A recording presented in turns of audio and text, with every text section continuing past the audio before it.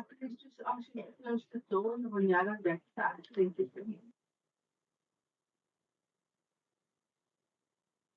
Thank you so much. Good morning, everybody. Can I please ask for your attention for the executive mayor? Thank you so much.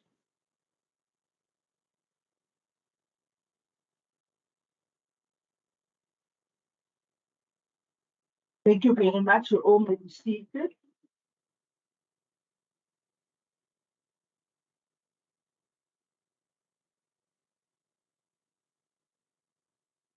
Colleagues, it's my honor this morning to welcome to our council meeting. Dominee Jaapie by Dominee van my afternoon to my tour. As ik dit moet weten. Oké, goed. Baie welkom by vanoggend se raadsvergadering. Dit is ons gebruik om by die maandeliks vergadering met skriflesing te begin. En ek wil vir u sê baie dankie dat u uitgestem het om ons te doen. Ek gaan dan onmiddellik vir u. En baie dankie Dominee. Ek wil maar sit. Baie dankie vir die uitnodiging. Ek het myself bekend gestel so bietjie. Ek was so 20 jaar in Untitled gemeente.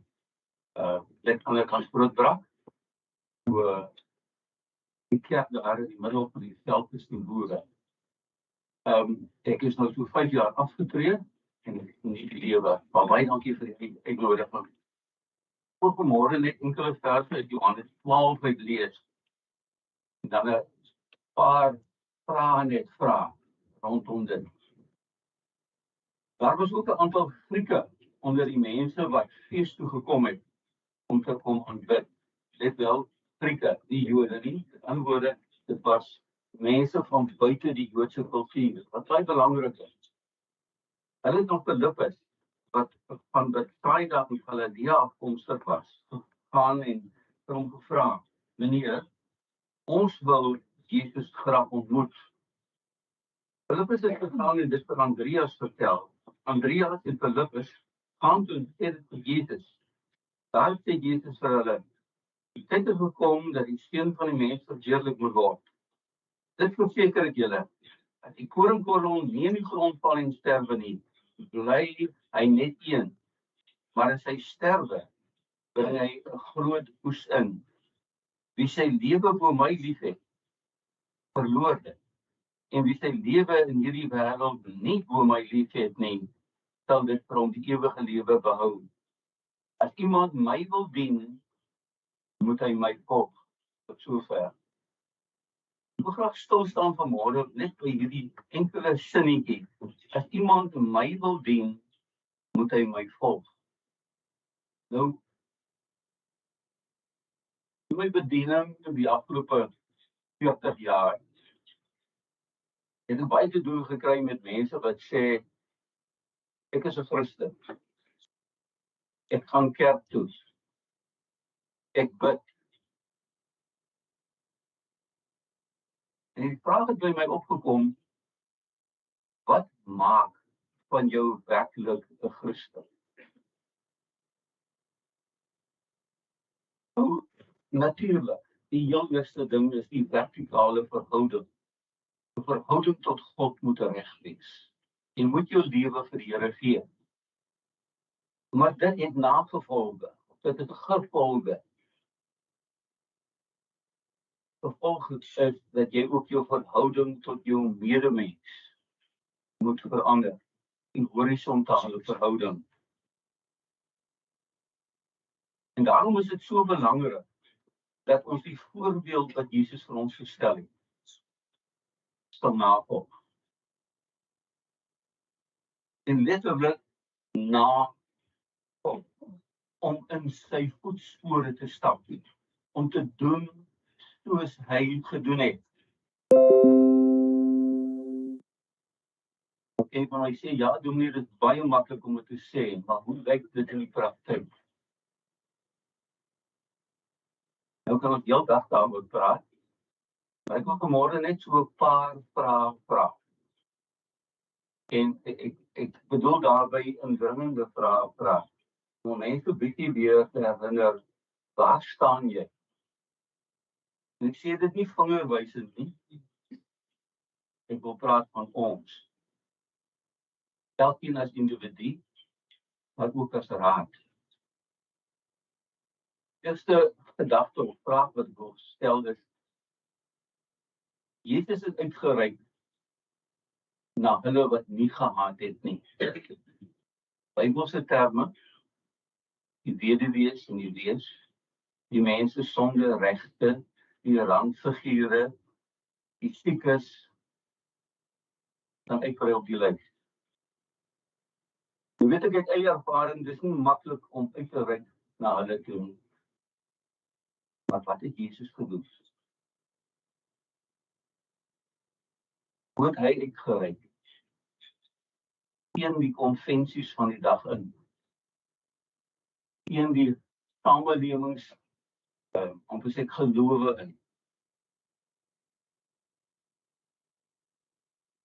Die tweede vraag is, hoe tree jy op teenoor jou medemens? Veral as dinge begin moeilik raak. Hoe tree jy op? Wat is jou reaksie as jy geruk word? As mense van jou verskil. As jy in 'n ongeluk is. En wat onder jou voete uitgeruk word. Ek wil maar vra, die deel van die korrupsie en onkoopbaar, staan jy by die beginsels wat Jesus in ons leer gelê het? Derde vraag, hoe behandel jy jou medemens? Tree jy op dieselfde teenoor die bedelaar wat jy daar by die verkeerslig lastig val? Teenoor die ryk sakeman wat in jou kantoor kom sit, maar jy weet, hy is voorop. Hoe tree jy op teenoor jou mede-raadslid, as hy of sy van jou verskil, en jy nou jou sin kan kry?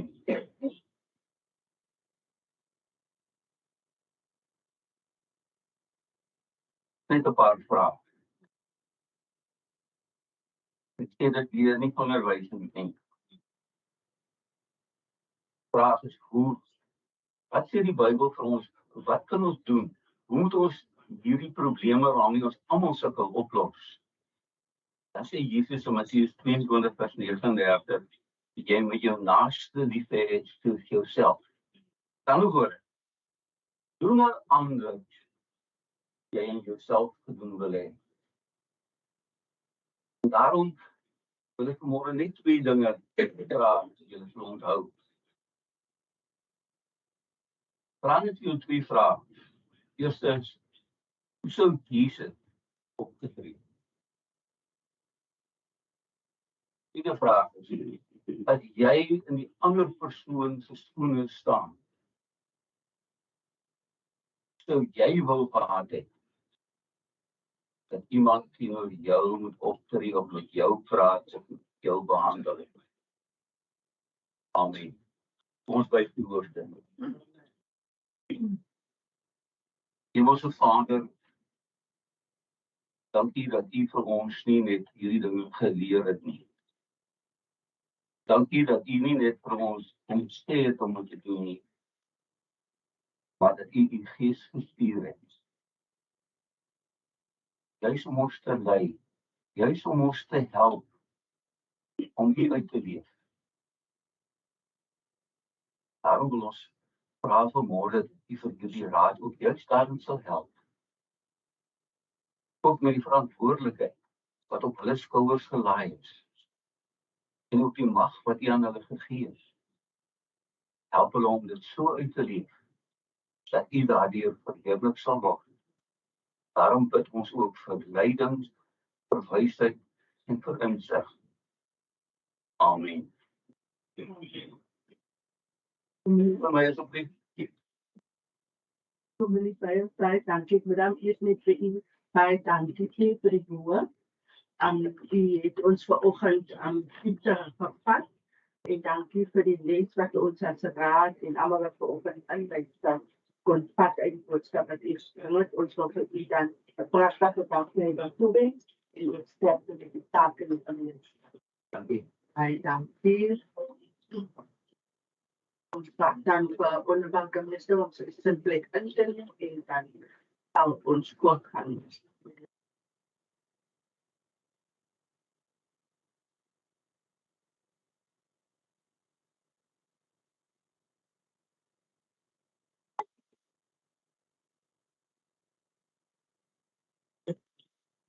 Executive Mayor, Executive Deputy Mayor, Women's Council, the Municipal Manager, all our directors present, also Mr. Engelbrecht, who's acting director, all the support staff,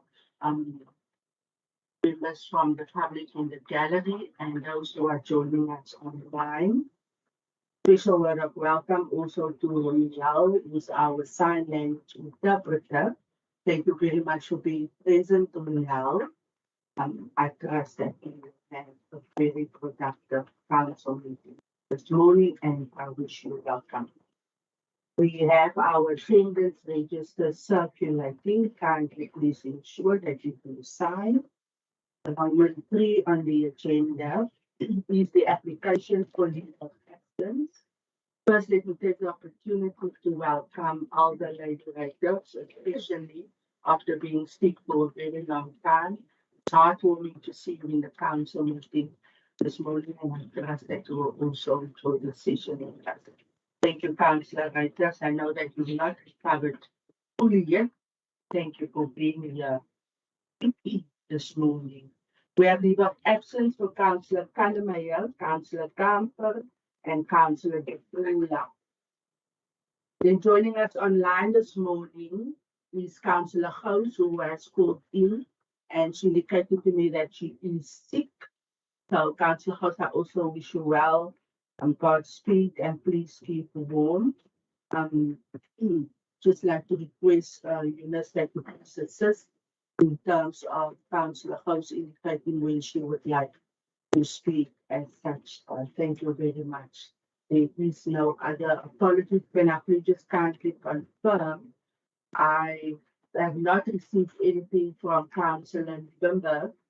Do we? And also Councillor Porter, Ronald, do we have anything on record? Not. I see the last of Councillor Baron. Thank you, Speaker. Councillor November, we still not feeling well after last week. Okay. We take note and we will be, if you can assist, just kindly request that the councillor please complete the form. If we can do so by the end of today and just submit it formally. Then now you confirming no apology for Councillor Porter. We then report as such. We are then on Amendment 4 of the agenda.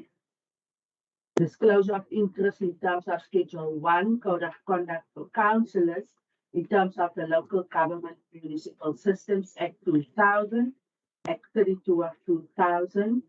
I just would like to declare that I will be recusing myself on item E117. Any other councillor wishes to declare interest? Councillor Reckers? I also want to excuse me on E117. Very good. As such, thank you very much, Councillor Reckers. Then on Amendment 5 of the agenda, disclosure of benefits in terms of Schedule 2, Section 5, Code of Conduct for officials of the local government municipal systems and payment. The official like this going to need to disclose. Speaker, now. Thank you. Thank you very much, Municipal Manager. We then move to Roman 6, the confirmation and signing of the previous council minutes. The minutes of the open meeting held on Wednesday, 26th of April, 2023, with folio numbers 430-261. And can I have a proposal? Council then take cognizance and confirm as such. Yes, Madam Speaker, you do. Councillor Leon van Dijk. Thank you very much, Councillor Van Dijk. We have a seconder. Madam Speaker, I do second. Thank you very much, Councillor Delamain. Are there any questions from that minutes of that meeting held?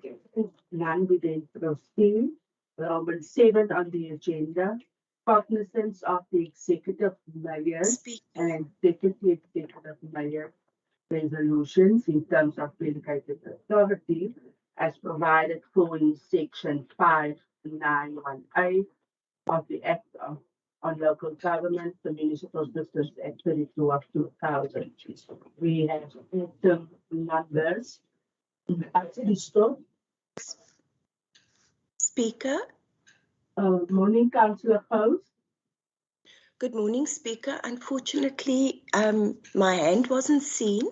I just had 2 corrections to the minutes regarding the council meeting on the 26th of April.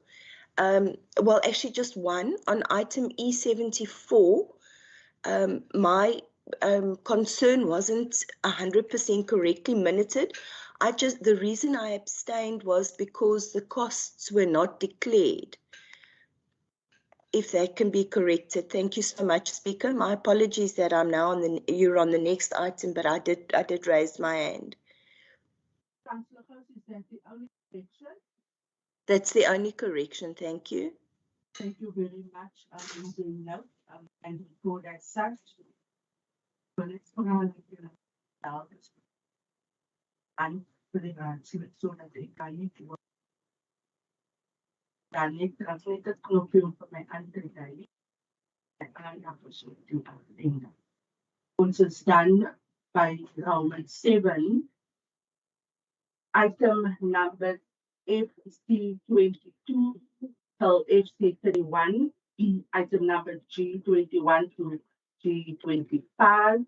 Item number C is 24 to C is 31. Items PE42 to PE52. Items P15 to P19. Items CG20 to CG24. Items E90 to E91 and UB22 to UB25. Can I please have a proposer that council takes cognizance of these items? Thank you very much, Councillor Delamain. Do we have a seconder? Yes, Madam Speaker, Councillor Leon van Dijk.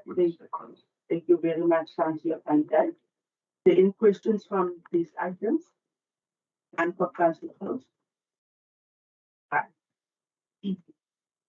I think on the agenda, cognizance of the municipal manager resolutions in terms of delegated authority as per Council Resolution E127 of November 2008, as provided for in Section 5918 of the Local Government Rules for Business Act of 2000, items G and 18 to G and 20. Can I please have a proposal that Council takes cognizance? Yes, Madam Speaker, Councillor van Dijk would propose. Thank you very much, Councillor Van Dijk. Do I have a seconder for Councillor Van Dijk? Madam Speaker, I second it. Thank you very much, Councillor Delamain. Is there any council wishes to raise any questions on this item? See no light. Then last from Councillor Post. None. Okay, we then proceed. We are then at Roman 9 of the agenda with list of communications by our executive mayor, and I now hand over to the mayor. Thank you very much, Mayor.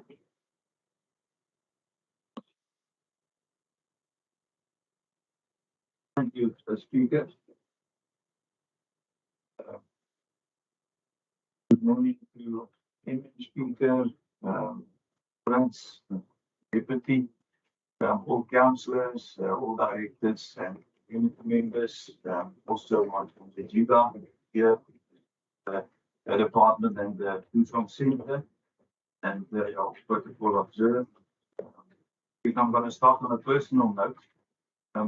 I love reading biographies, and I was fortunate last year to read the biography of Tina Turner, who was obviously an iconic woman, and with own struggles, been abused and so forth, and I sadly learned last night of her party. So that's quite unfortunate. I think she should be an inspiration to all women, and maybe something might be cheesy, but she was simply the best. I think we're striving as motivated to this time. So on a less somber note, actually been proud of the fact that South Africa once again announced us as being one of the top performing municipalities in South Africa in terms of financial sustainability. We joined third place with Swartland. I've also communicated with them, and they also indicated that they're very proud that they joined place with us. And both of us feel obviously that we should be first, but we're only 2 points behind Midval and Saldanha, achieving 72 out of 100. Then George 71, and I'm very proud of George. I think we can all be very good for a region, very positive. So warm congratulations to them. I also congratulated them, Maya, on the excellent work they're doing there. Then Mossel and Swartland on 70. And then also congratulations to the city of Cape Town, also the best surrounded, most sustainable metro in the country with 68. So we're very proud of that, and we just yesterday again sat with our budget in the impact that load shedding, the increase of load shedding will have with a further 46 million, as far as I understand, negative impact on our budget next year.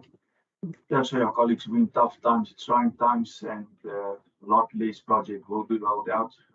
And, I think we'll have to prepare ourselves for more increases, unfortunately, especially in terms of property taxes. This year we will be going up, most probably with 11% as in the draft proposals.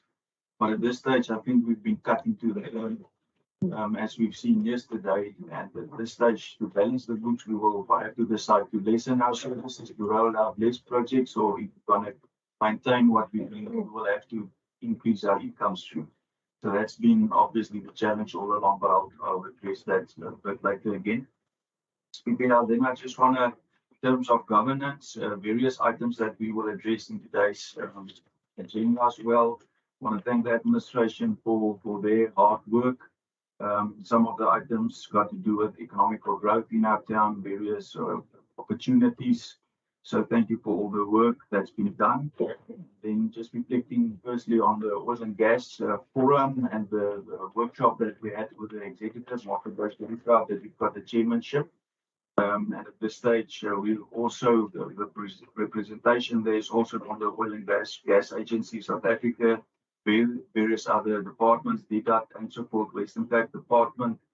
And at this stage, they're also doing a lot of work in the background. So soon we will have a program, a more specific strategy that you will be able to roll out. And at this stage, I'm very proud of the work that's been done by Wynn Harding there and Director Venter, his department, for the energy and work that's going in there. And we know that that's one of the major industry that can unlock and benefit our communities, not only in Mossel Bay. At this stage, all the other mayors in the region, they're also joining, and we've also decided to change the name from the Mossel Bay Oil and Gas Forum to the Garden Route, that it's more inclusive. And I'm glad that they're all there and they all see the benefit. And I think we're also strategically a better position than most of other municipalities in South Africa towards becoming energy sustainable. So thank you for the work that's been done there. Then in terms of the donations and the grant policy and the report you will see here today, that's also strategically supporting our NGOs, our partners in town. We're very proud that we are able at this stage still to help them. And I also want to thank this morning all partners of Mossel Bay Municipality, of this council, in various groups and people and organizations we meet on a daily basis, working hand in hand with us. And strategically, we are open and we're willing to assist and work with these organizations who's making a difference. And then also one of the items in terms of our growth strategy, obviously I've touched on some of the economical side, but in terms of the environmental side, we see that one of the items is obviously the Transvaal Conservancy and our alignment with them. And then I'm also very proud to announce that we've established a forum with various organizations. I'm just going to mention all the role players at this stage. We are also obviously busy with the establishment of the forum, but we're also looking towards further partners who can join in this forum. But the people who attended was a Stranded Marine Animal Rescue Team, then Cape Nature, Transvaal Zoo Conservancy, Great Broad River Conservancy, Plainbrook River Estuary, Conservation Group, Hartenbos River Forum, Gondwana Conservation Foundation, the Zana Bay Conservancy, and there are various other leaders in the environmental field. And we had very positive inputs, and one of them was that we established a green desk at the job where on all conservation related incidents can be reported and distributed. And from our side, obviously, we are happy to assist, and thank you also to Councillor Van Dijk, who was also present in the meeting and indicated that it's quite possible, and we know that we've got already various other partners as Rhino Watch, SA and so forth also in the job already there. So we are once again trying to be inclusive with all our partners and work hand in hand with them. And then just on a bit negative side again, I think it's very important that we also give our condolences to various families who lost loved ones with the tragic accidents on Luikuri and on the N2 intersection. And then I also want to council's condolences to Mr. Tartun Krola, an official at our Waste Management Directorate. We lost 5 family members, and yeah, unfortunately. And I want to wish him and his family well, Godspeed, and I know that it's on their way to the Eastern Cape this weekend. I want to thank Director now everybody who assisted. Also raising funds. I know that some of the other councillors were also busy with activities helping or trying to assist. And then I also want to thank the Director Potgieter for the help from our social department, for the trauma counselling that took place there. And I know there's also, it was our psychiatrist who was assisting the family at this stage. And then I'm also aware of the draft policy that we're working on at this stage. She indicated in the email that we're busy with the draft policy to assist direct family members of employees. So we are also looking if we can a policy where we can help even a bit more. And in terms of safety, in terms of our growth strategy, I'm also very proud that the Premier has joined. We had a unexpected visit, surprise visit, and I told him that it's not a problem. We're always ready, and indeed we were actually quite busy that day. The job was still busy with installation, so we've officially opened the job, but obviously there's still a lot of work taking place. So a lot of people might think that everything is up and running there. That's not the case. We're still rolling out systems and so forth. So it's still a work in progress. And him and Mr. Ricardo McKenzie visited here.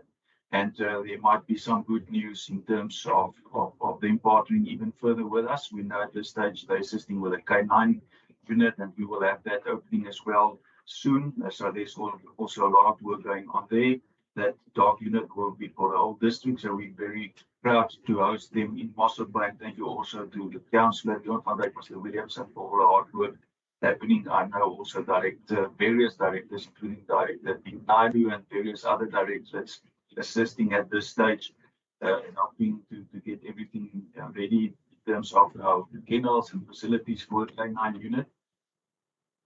We are looking forward also to that. And then we also need to congratulate once again, there was a passing out parade where various law enforcement and traffic officers received even more training. So we're also busy with various training processes and so forth.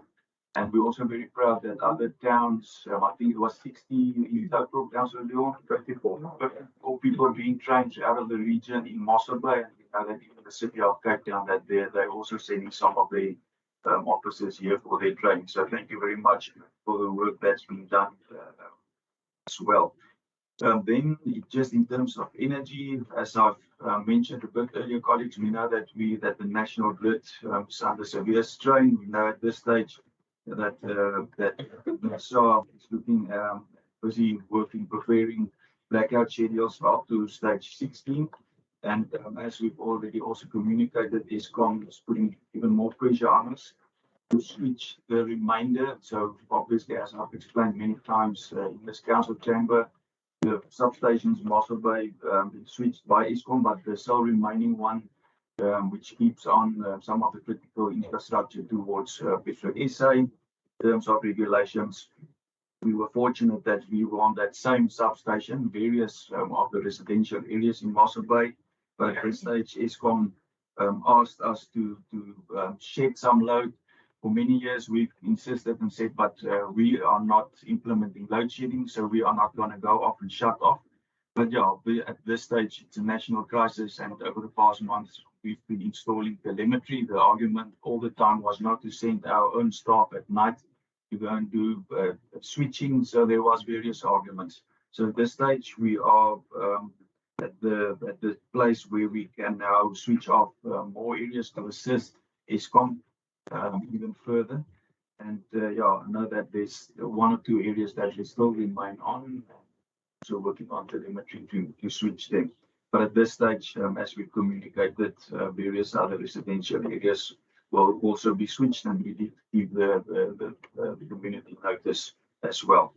Then just I can announce I'm also very proud of our partnership with Dr. David Malapu. Of those of you who don't know him, he's also iconic figure, executive leadership Africa, the CEO of ICANN for IR. He's been involved with SAA back in the day, and he's written 53 books. And he's actually a world-renowned figure, and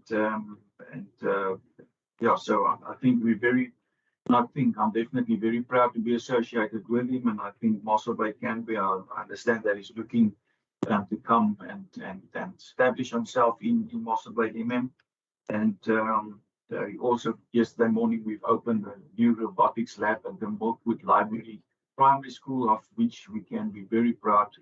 I was also very proud to see the integration in that school. Excellent teachers, excellent discipline that you could experience. Yeah, unfortunately, the morning before that, we've been at Danda, that school, and I should have also let Councillor Buddha know that I popped in quickly there, so sorry for that, Councillor Buddha. But I was also, obviously, they've got challenges, and I told some of the learners yesterday morning at Milkwood how privileged they are and how thankful they should be. But then I must also mention the amazing work that's been done by the principal at Danda. Excellent guy, and as well, very proud. The children were very friendly. They received me and him there with open arms. So yeah, I can say that we are very fortunate in Mossel Bay with quality teachers, quality principals and staff. So yeah, thank you also for the excellent work they are doing. But just to come back, so yesterday morning, Dr. Malapu also made a video that we could showcase there to encourage the learners at Milkwood, and yeah, that's why I said that we're very fortunate and we're very proud of this partnership. And we will be having a leadership conference or soon, an international CEO conference, which we will bring to Pinnacle Point to South Africa, obviously Mossel Bay. But on the 30th, on Tuesday, between 9 and 11:45, all councillors, all religious leaders, business leaders, and also to all our teachers, we invited and we're joining with him. So it will be in the town hall. Dr. David Malapu will be speaking on leadership in turbulent times, and anybody that you know who's in a leadership position, it's free of charge. We will have nice tea there and some cookies from the mayoral side. We'll sponsor that, and we're looking forward, and please come and join and listen to what he's got to say. And then lastly, but most importantly, Speaker, we've got here from the Tusong Centre, Ms. Mossel Jiga, Nomsi, as we all know her.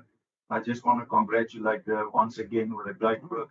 I've been very fortunate to be the portfolio chairperson when we received various awards, and I had to travel with her to Cape Town and so forth. And thank you for the the unthankful work that's been done in the community where nobody sees it all the time comes in.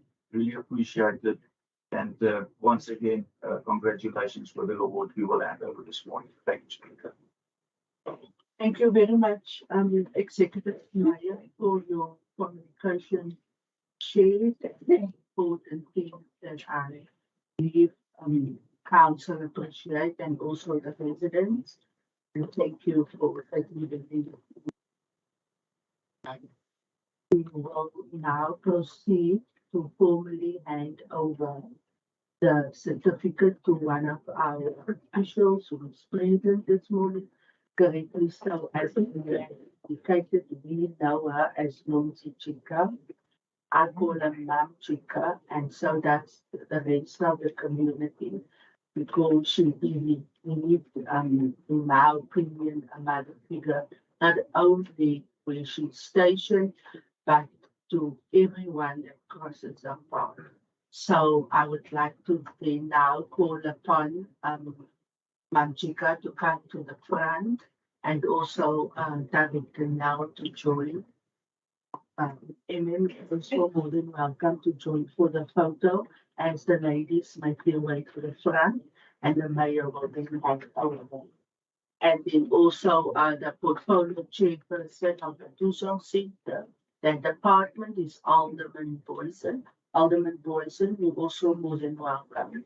So that's then the team that will stand for the photo session and do the hand over. And if you're not joining me, fine.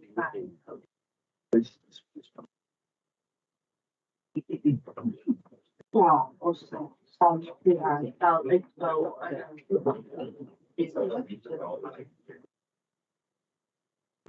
Meneer Venter, ons saam moes nog hierdie raadsaal gehoor van spasies en heeltemal betekenis van nou wat.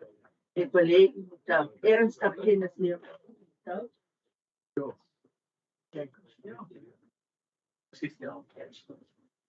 Nou, sê u nou raadslid party? I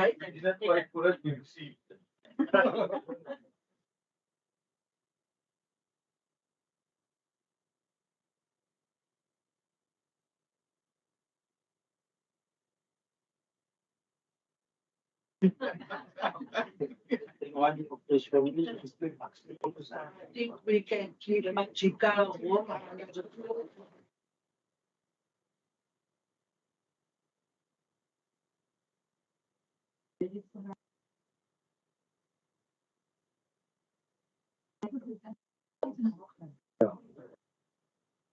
you gonna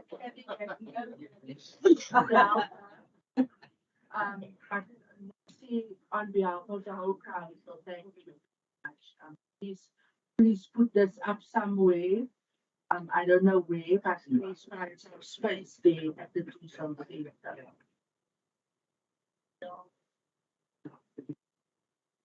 Ja, staan by jou groot dan. Ja, kan ek so daar raad sien, hè? Ha, was ek ook aan.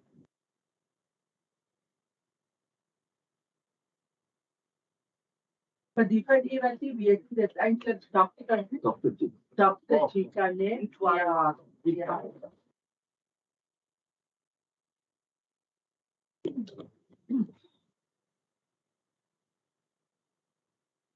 Thank you also, Director now, and the Bishop today, we acknowledge it.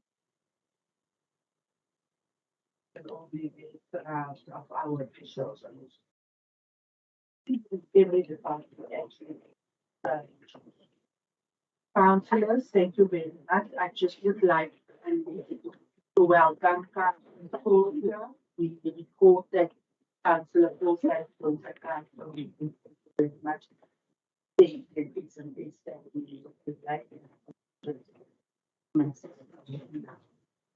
will now proceed to the communications of the speaker this morning. The only communication from my side is a reminder that we will have a special council meeting scheduled on the 30th of May at 2:00 afternoon. Special council meeting in person on the 30th of May at 2 o'clock the afternoon, where our budget will be tabled. We will communicate formally, but I just want you to please save the date. Now is not the time to go on holiday, Councillor Woodwood. Important that we pass our budget, so please save 30 of May. Of course. We then now proceed, Municipal Manager, Executive Mayor. Was there any written questions to your office?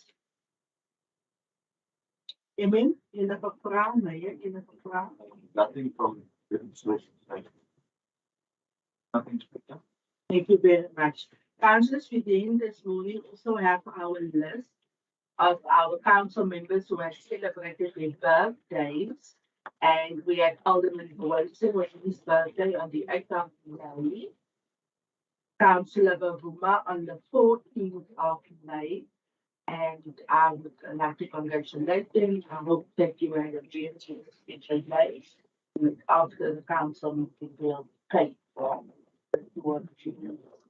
And then also Councillor Kwaza, we do have an error, it's not his birthday. And I would like to apologize. It's her birthday. And I'm not responsible for that typo, but I'm doing the correction. Councillor Plaza, on your birthday for the 29th of May, we would like to wish you well. And abundant blessings. Thank you for being part of this team. It's such a pleasure to have you, and please keep that positive attitude that you always have. Please keep that spirit alive. So, councillors, we have you, the three of you, that can, I think, join in for the cake Councillor person. The councillors also in front of us, unfortunately, we have a list of our residents who have passed on to Fagan, and we also pray for their families, and I would like to ask you to guide for nominal family.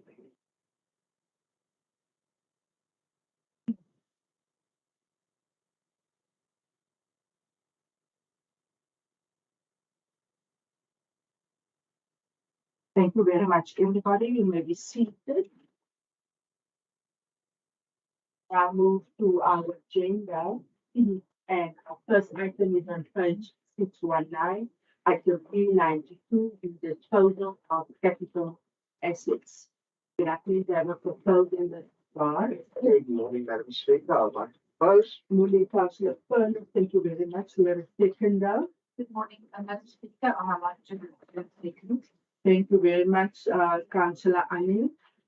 Is there any councillor of any question on this item? Can I see from Councillor House? He covered it. Then to item E93, the supply chain management monthly report for deviation for the period of March 2023. Can I please have a proposal in this regard? Madam Speaker, I'd like to propose. Thank you very much, Councillor Furness. Do I have a second for Councillor Furness? Thank you, Madam Speaker. I will second that. Thank you very much, Councillor Mayor. Is there any questions on the report? Speaker. We have Councillor House. Councillor House, you may proceed. Thank you, Speaker. I know that the deviation report is for cognizance. I do, however, just have 3 questions. The first is the deviation to Bayer Blue for the Women Network. Excuse me. The Mossel Bay Municipality contributed to the event because the event was approved at Bayer Blue, but I'm wondering who was then, if we contributed to the event, who was the organizer? I was under the impression that Mossel Bay Municipality was the organizers for the Women Network. And then the demolition of structures, the earth numbers are given, but not the area. I'd like to know in what area those demolitions occurred. And then also ultimate consulting solutions for the training about political structures. Who decided that we would not follow the supply chain management process in procuring those services? Thank you, Speaker. Thank you very much for your 3 questions. Councillor House, and just CFO, 3 questions from Councillor House. Can we have the light for Councillor? I'm sorry for the CFO, please. Thanks, CFO. First, the Via Blue, I think it was a donation. I'm not too sure on the main contributor or the contribution. If she allowed, then I'll get back to her, just do investigation on that. With regards to the demolition properties, just need maybe direct Vinter to maybe assist with that one if you can.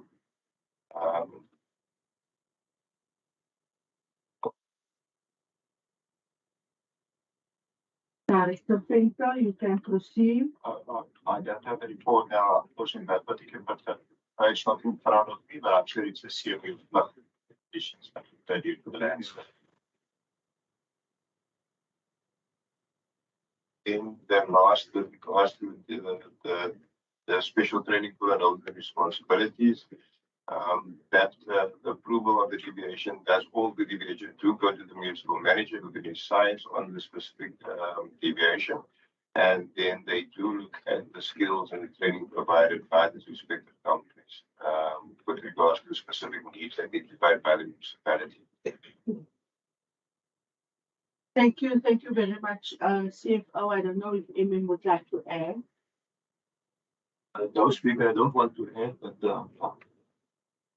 it's difficult because we don't have all the information in front of us at that stage. We only have actually the item, but the Councillor House is not happy. She can maybe take it up with us online.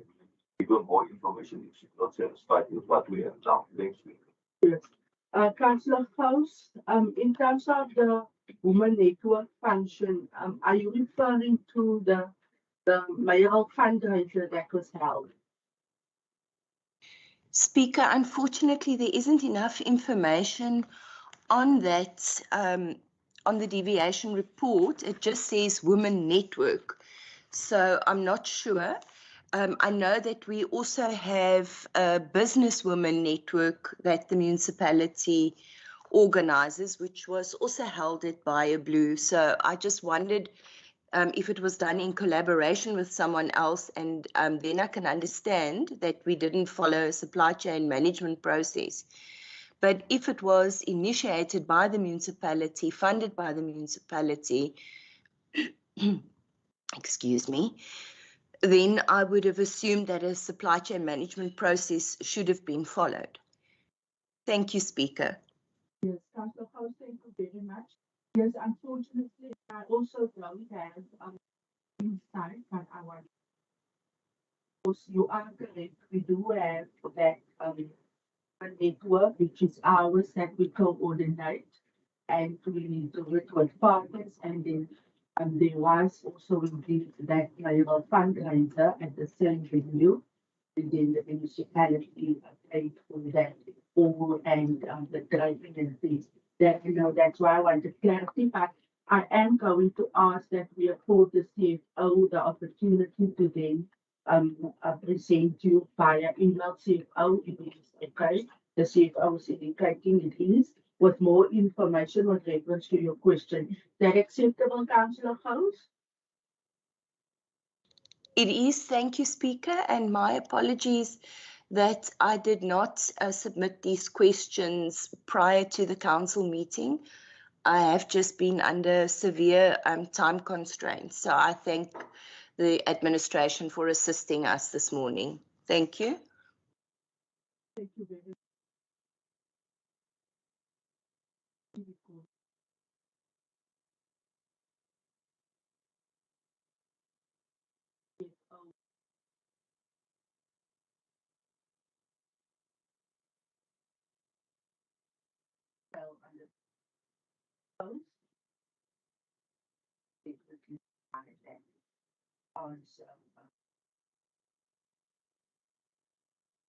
There's no other questions on the deviation report. We then move to item B94, which is the monthly report with regards to supply chain management for the period of March 2023. Please, and the proposer. Thank you, Madam Speaker. I will. Thank you very much, Councillor Meyer. Do we have a second of Councillor Meyer? Second. Thank you very much, Councillor Furness. Do we have any questions from any councillor? We have Councillor House online who wants to ask. Councillor House, you may proceed. Speaker, thank you. I just noticed that we 250 litres short on fuel, and another 50 litres is 300 litres of fuel that we experienced as a shortage. I unfortunately wasn't able to look back on previous periods, but it did seem, from what I could recall, higher than normal. Do we have an explanation for that? Thank you, Speaker. Thank you, Councillor House. I am going to ask our CFO if he will be able to respond. CFO. Thanks, Speaker. There are no special investigations performed. The loss is due to evaporation, and which is usual in this type of tanks. Thank you very much, CFO. Councillor House, do you have any other questions? Can we proceed? Proceed. Thank you, Speaker. Thank you, CFO. We are then on item E95, the quarterly report from supply chain management for period of March 2023. Can I please have a proposal? The council take cognizance. Item E95, can I have a proposal, please? Madam Speaker, I'd like to propose. Thank you very much, Councillor Furness. Do I have a second for Councillor Furness? Thank you, Madam Speaker. I like to second. Thank you very much, Councillor Annie. Is there any questions? I note the hand of Councillor House. Councillor House, you may proceed. Speaker, thank you. The first question is, what reasons have Provincial Treasury given us for not yet having a supplier database available? I know this has been on the report for quite a number of months, if not more than a year already, probably much longer than a year. And then the supply and installation of the telemetry at a cost of 6 million. Is that the telemetry moving to the JOC, or is this the supply and installation of telemetry equipment to facilitate the switching for the electrical load shedding? And then also just a comment, I'm happy to hear that Collaborator is now being used to help identify poor service providers so that we can pick up on that a lot quicker. Thank you, Speaker.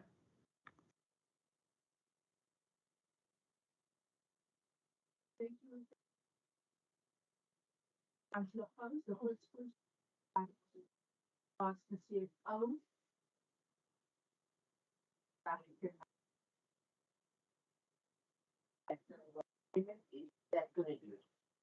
CFO.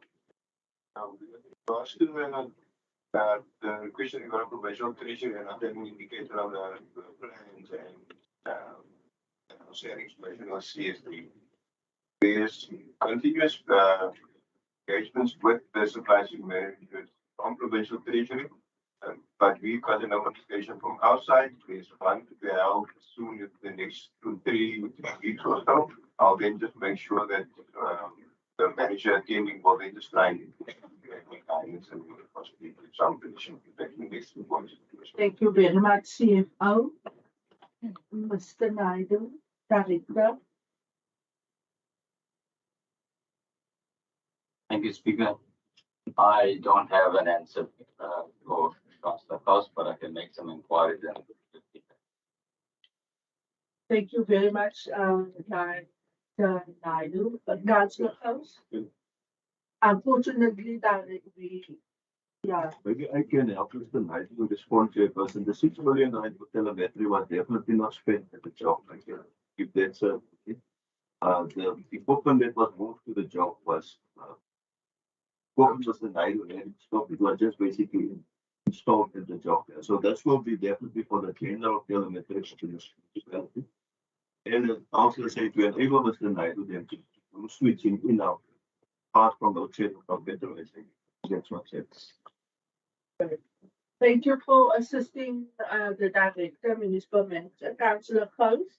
So we had the CFO responding. There will be feedback from our official who will attend that session, and then the image confirming that that amount of equipment was not installed at the job. Councillor Post, you comfortable? I am. Thank you, Speaker. I will follow up via email. Thank you so much.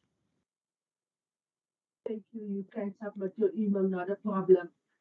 Councillor Post, I see the light of Councillor Van Dijk. Councillor Van Dijk.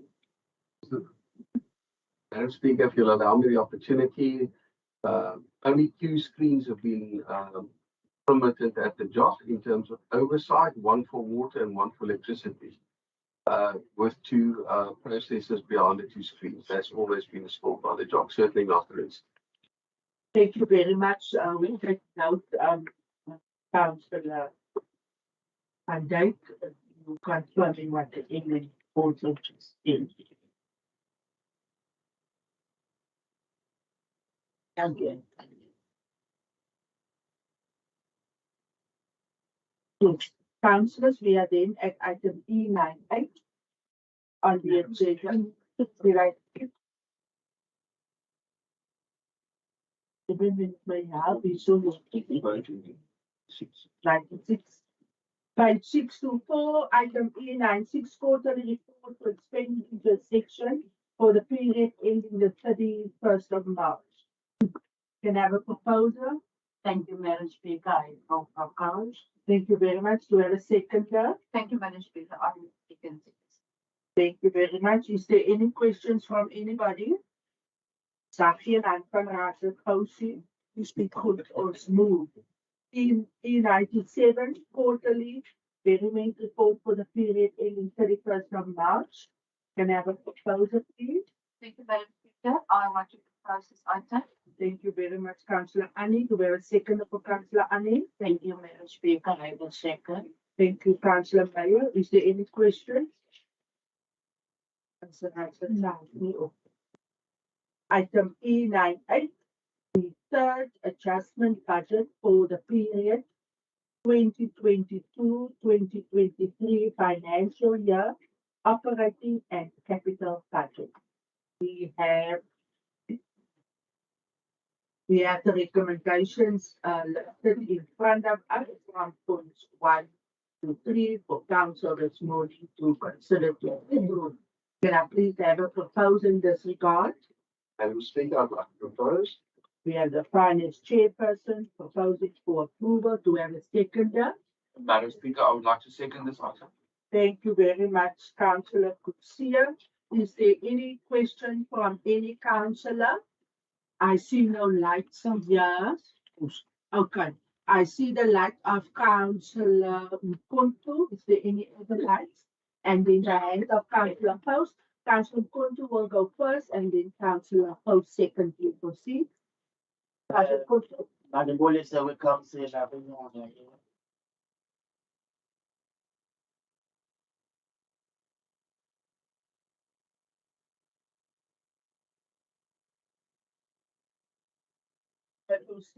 Okay, Madam Police, we come say that we nyanga also to look beyond the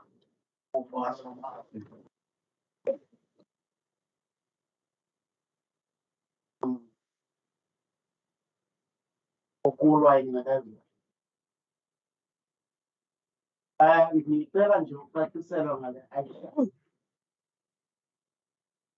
Ingakubhala ku page 14. I think Anita.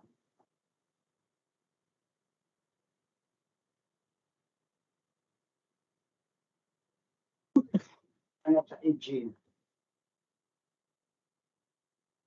Anita Jean.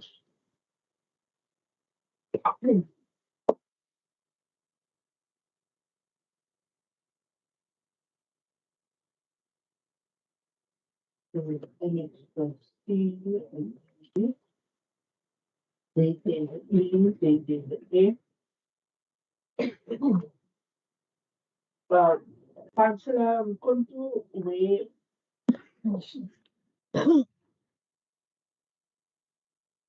are you referring? There's a note. There's a note on page 639. Just at the bottom of Annexure F.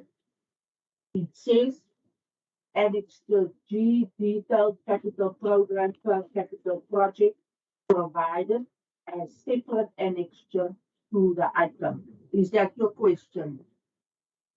You want clarity on that? No, upon the call buza phaa Sê vir ons waar is die bladsy hoeveel? yakhona. La upon buza phaya ku 14 another page 14 14, 14. 14.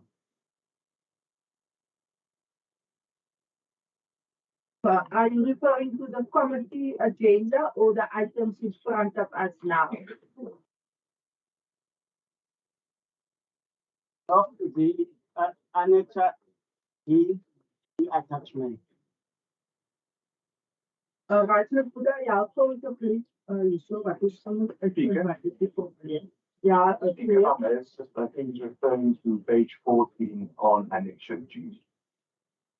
Is that what you from? As I said, annexure G, page 14. If I wait that. Annex the G, page 14 or phone 14? Page 14. Okay, CFO is 18 so.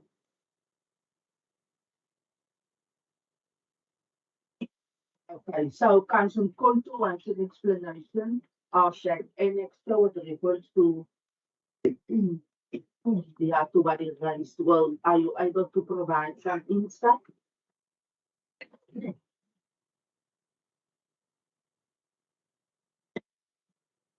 Let's try that is the table let me Speaker, this is just a report where we look at the various projects of it.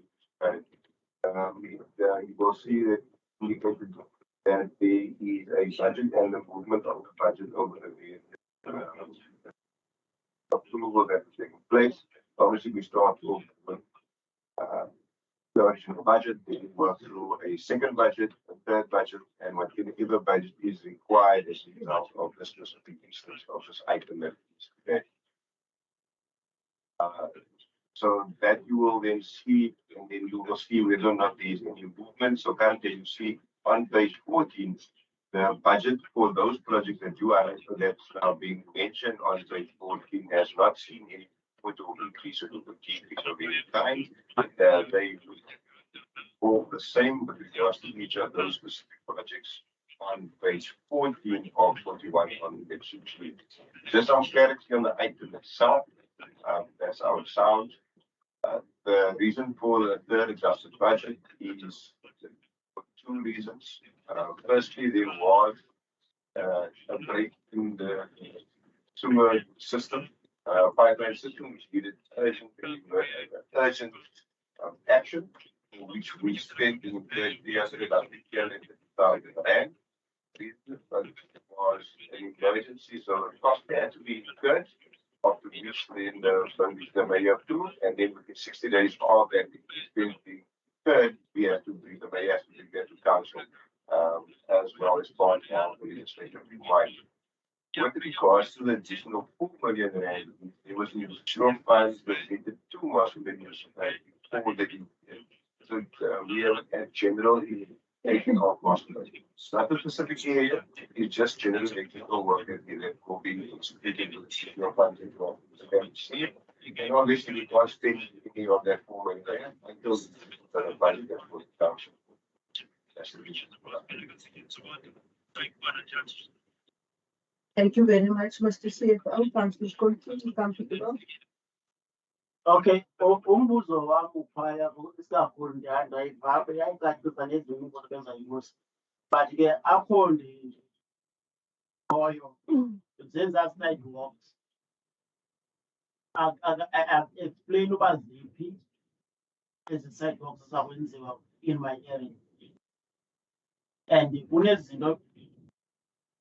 kunezinto sasizifakile according to adjustment esasicinga uba ziyi-priority ngokuzifaka kwethu. So ndizama ukuqonda into yokuba mhlawumbi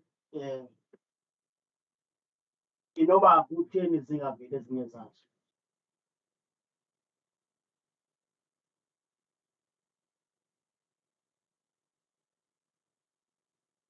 Thank you, Councillor Kuntu. I'm assuming that Councillor Kuntu is referring to the IDP item. No. Just remind, Speaker, now I understand what Councillor is talking about. You will remember that the February adjustment budget. Council availed extra funding for specific wards. And I think Councillor Guada also came to my office to inquire about it. Those projects will still be undertaken, Council. That was approved in February. I spoke about your one to Mr. Williamson. He confirmed that he will still, the speed bumps will still be put up in this financial year before the end of June. This item, Mr. Speaker, is just to, as the CFO explained, we received extra money as donations, which we must appropriate on the budget. And that's why we bring it here now to another adjustment budget. The other item on the agenda is the emergency work that may have already been approved. And the MFMA said we must bring it to council within a certain number of days. But the items that was approved in February with the adjustment budget for Ward 1, 3, 1, 2, 3, and 15, that will be undertaken. I mean, the directors will do it, councils. It's got nothing to do with this adjustment budget. I hope the councils understand. Thank you very much, Municipal Manager. Councillor House, you please may proceed with your question. Perhaps het House related to something. Okay. Speaker, first let me apologize. It seems I unmuted without planning to, as the meeting might have heard. My apologies for that. Speaker, I'd like to abstain on this item. Thank you so much. Very much. House within vote and score. Councillor House will be abstaining. Is there any other? I see the light of Councillor Porter and in Councillor Puda and order in the thank you, Councillor Porter. Speaker, honestly, I would chaplain process and others. Think that the city scenarios will participate in the chances also. It's been for a year that I'm writing to the basic terms of the tourist and the tourist problems of participants. I've had a one-on-one with the MME said again, I did some writing.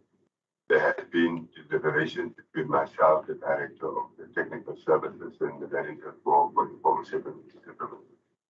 There has been 2 proposals that have been made. So there was engagement. However, I'm not comfortable that, when you deal with the issue of bucket system, it can be put so low on the list. And in my view, it is equal to an emergency sort of scenario when we look at what bucket system means to us. Almost 50 years post our constitution. We would like to have this bucket eradicated.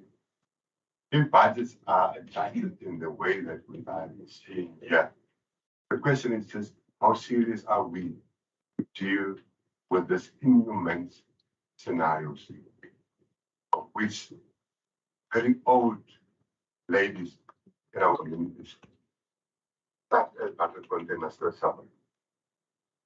It is the Patriotic Alliance's request in the writing that we have said, that we wrote about a couple of weeks ago, that we said before any budget can be passed, municipality must really look into this bucket system issue that we are referring to. Lastly, now you have two issues. I just want to cite the scenario so we have a proper understanding of what is happening. There's a couple of houses with a bucket system. Then there's about 3-4 houses having their own house. And for the last 20 years that I can recall, I haven't seen any vehicle or system with reference to this Hansat that came out to those 4 houses and cleaned their pits. I don't know where the human disposal is going, but it is used, but it's never been taken out. The buckets has been taken and cleaned every Tuesday. But that sanitary pits is overflowing. And it's very, very undone and very inhumane to work in such a way. Lastly, those people from Bidwest, I assume, they told me that they are from Bidwest, the company from George, replacing these buckets. Those workers are working without even gloves and masks. That is totally unacceptable. I mean, just imagine these African boys. I mean, it doesn't matter what color or race you are, but for a person to be employed under those extreme conditions, not having proper PPEs and taking human waste with their bare hands, it's absolutely unacceptable, totally unacceptable. And I want this municipality to please take note, because I'm sure that there's a municipality will employ that company that is not looking after their workers in a very decent way. Thank you. Thank you, Councillor Porter, for raising that issues. I can confirm to you that there is an internal meeting today around backwards from trade. So yeah, your correspondence has been received and also by others. So I just want to also that it's not been attended today. There is a planning around that. Okay, so Council to also just take a note. Councillor Porter, your position on the budget and the item. Thank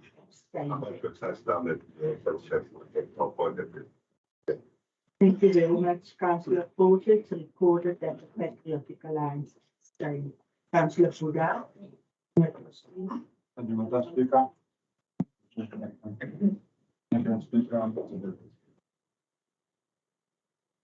They all know that we can see and specifically the 5 words the contract payment value of the so I know that this is only 1 month and then we're going to the new financial year. Now the point to the disciplinary speaker wants us to take us 10 minute caucus. So that we can come with a decision. 10-minute focus request from the is granted. Council then adjourned. We will be convening 10 minutes start. Yeah, the personal team will finish report for the country. Absolutely. Thank you. Yeah, Councillor House, we are on a break for 10 minutes. You can feel copy marks so long in the bed. Thank you, Speaker. Dank je als het trouwens wel een stem is. Ja,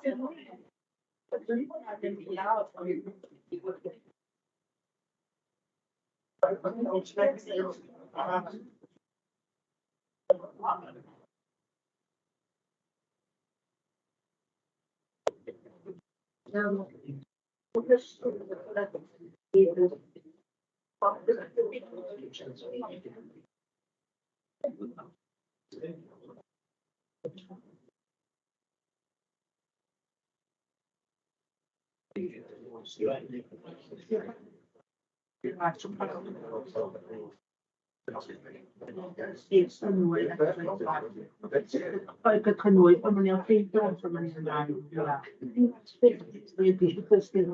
funny, the second the last week.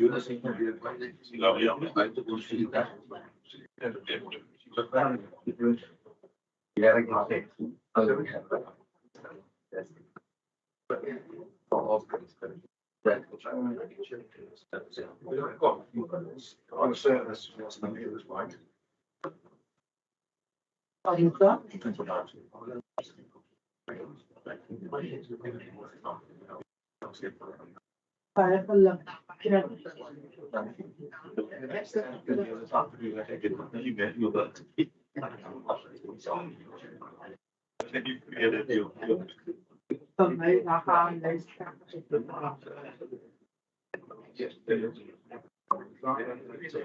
Something else.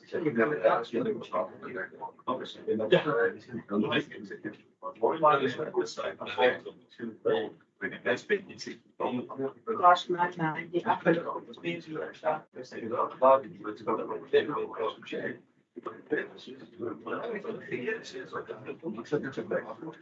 correct.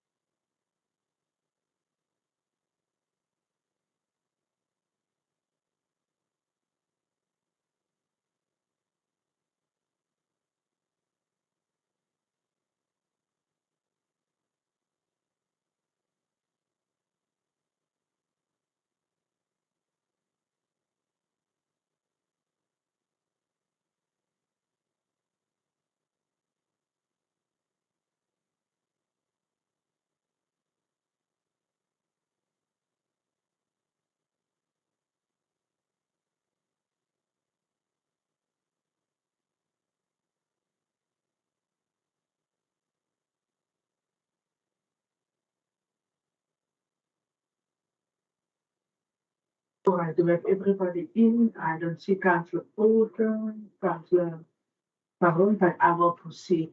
Thank you very much, councillors.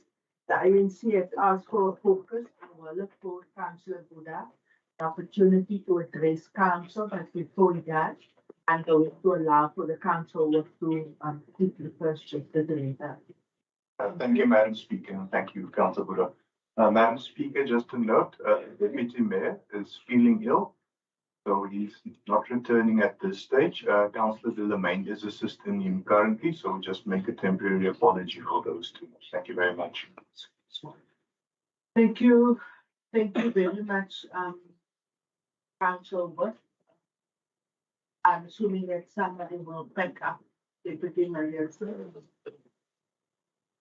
things, perhaps Carlin, if you can arrange that Jessica can come, and please do that.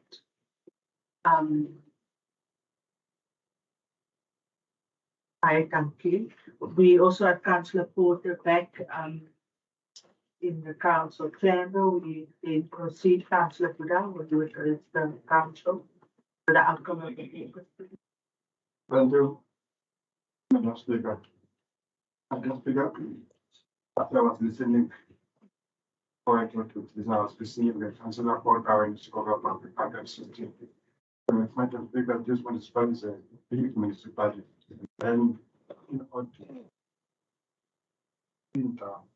let us attend really that we must not have anybody use the market system. Everybody know when you use the market system, winter and then it's summer once again. Apart from that, you speak up with the ANC. I do understand that. Every time when you go to the IT place, when you find that staff, the officer, they didn't even know where is what, 15, where is what, 3, and what 2. You only find that when you look at the wish list, even here in the book here, when you find that the confusion in terms of the item which were raised in what 3 or appear in what 15. So it is confusing. So based on that, Speaker, as long as this municipality at the moment it can take service delivery very serious and then spend the money wisely, especially the forest of the forest income. As you all cry here, it's specific when you find that our works they don't receive money. Then at the end of the day, you only find that these people are the forest of the forest. So based on that, Speaker, and you are not going to support your against. Thank you very much, Councillor Buddha. The ANC has indicated in their position that they are against the item. We have had the SDP also abstaining, as well as the Patriotic Alliance. I don't see Councillor Baron. In the meantime, I just want to take Deputy Mayor. Comfortable. Ja, ik kan maar een beetje teer krijgen met dat ik kan yes, Councillor Porter. Just to inform you that Councillor Baron has an emergency. The signing off is to be taken in 3 minutes. Okay, we will proceed. I don't know what the position of the France is. It is not really ongemakkelijk, but I am going to put this item to a vote because it is a budget item and we need to vote. So I am going to ask if I can. What is the problem now here? I am going to ask that the proposer, Councillor Furness and Councillor Kutsia, or the councillors in favour of the proposal of accepting item E9. If you can please just raise your hand.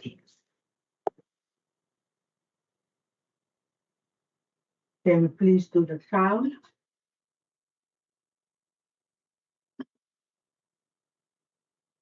It is then 18 in favour, those against. We have Councillor Porter, so you're not abstaining, you're against? Right, abstain. Yeah, you think. Okay, so we have abstaining, we have 1, 2, 3, 4. The ANC is against, against. Then the Patriotic Alliance abstaining and the ACT also abstaining.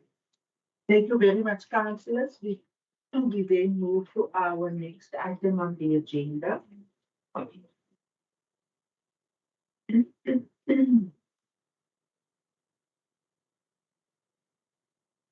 Item E99 on page 640, it is the donations and grant policy report. Were the recommendations from points 1 to 3. Can I please have a proposal this regard? Speaker, I'd like to propose with the following recommendation that the donations and grant policy workshop with councillors. Thank you, Madam Speaker. Thank you very much for proposing with that amendment. We have a seconder. Thank you, Madam Speaker. I would like to second this item. Seconding with the amendment. Thank you very much. Is there anybody against? Any questions on this item? Councillor Porter, you may proceed. Yes, I'm clarity, Speaker, thank you. Does it mean those who work would come back then? Yeah, there's a question for clarity.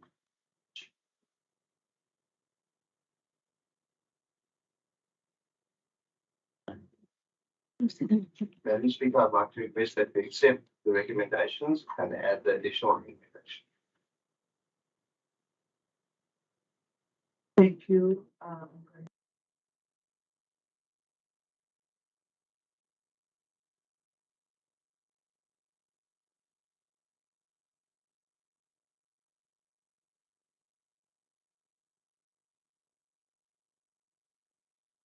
Councillors, I just need to do a correction quickly. Ons is 'n bietjie vanoggend deur mekaar met dit aangaan.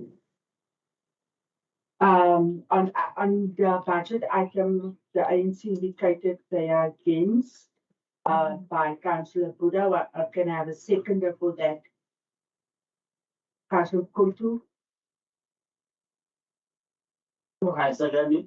Thank you. Can we just then record that? Thank you very much. On the item of the donation, just clarity, there's a proposal by Councillor Furness with an amendment to a work. Seconded by Councillor Annie. There's a question from Councillor Porter if the policy will then have to come back to Council. Kan ek nie duidelikheid kry asseblief?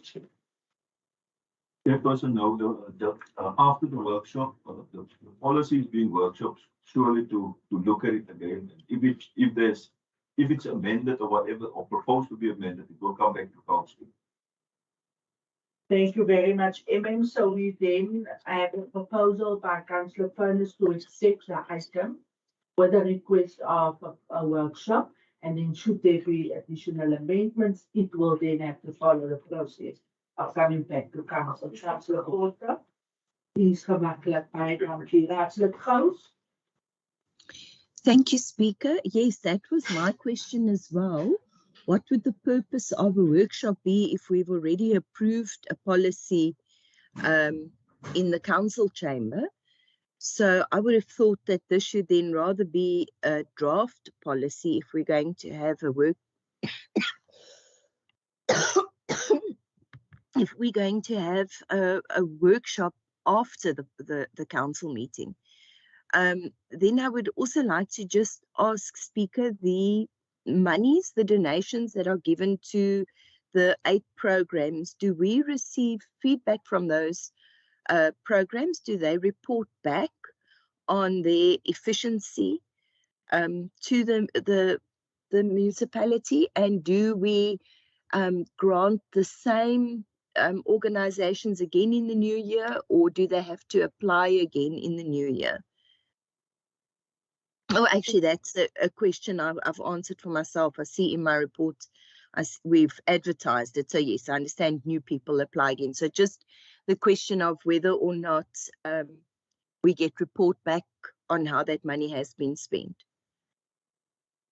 Thank you very much, Councillor House. I think also the first part has been answered. The process will be, should there be amendments following the workshop, coming back. You have answered your own question, the third part. Then it's just the question if we receive report backs from the organizations that we fund. Even wil ek weer Director Nel, hoe kan respond to this? Director Nel, kry ons verslag van die mense wat geld kry by die raad. Raadsname, die mense wat geld kry, is volgens die beleid verplig om vir ons wanneer hulle die projekte afhandel het, verslag te gee. En omdat die geld vir 'n jaar lank met die program afloop vir 'n jaar lank, dus het baie keer aan die einde van die jaar. Indien daar iemand is wat nie 'n verslag sal gee nie, word dat outomaties dan gedisponiseer vir meerdere bekomstig, want dit word dan van die beleid afgesluit. Thank you very much. So there is a feedback report. Hiervoor as jy daar die mense kan nie hoor jy vra nie. Ja, ek kan vir u hoor, maar die ander raadslede wys vir my hulle kan nie. He is there. Is there something wrong with your headset? Okay. So the question from Councillor House was if there is any report back on the programs that all the beneficiaries that receive donations from the municipality, such as the NGOs or any organization, if they do provide a feedback report to the municipality. That was the question from Councillor House. And then Director now indicated indeed so they do give a feedback report because the programs are running for 12 months approximately. Those feedback reports always get submitted at the end of the program only. So the answer is yes, but after they have completed. So that is what Director is going to Councillor Machesini, you comfortable? Thank you. Can ik je krijgen van Councillor Porter and then Councillor Porter in that order, please? Thank you, Speaker. I just want to know the donation and grant policy, how can one access that policy? How can you access it? Do you mean you would like to have the policy?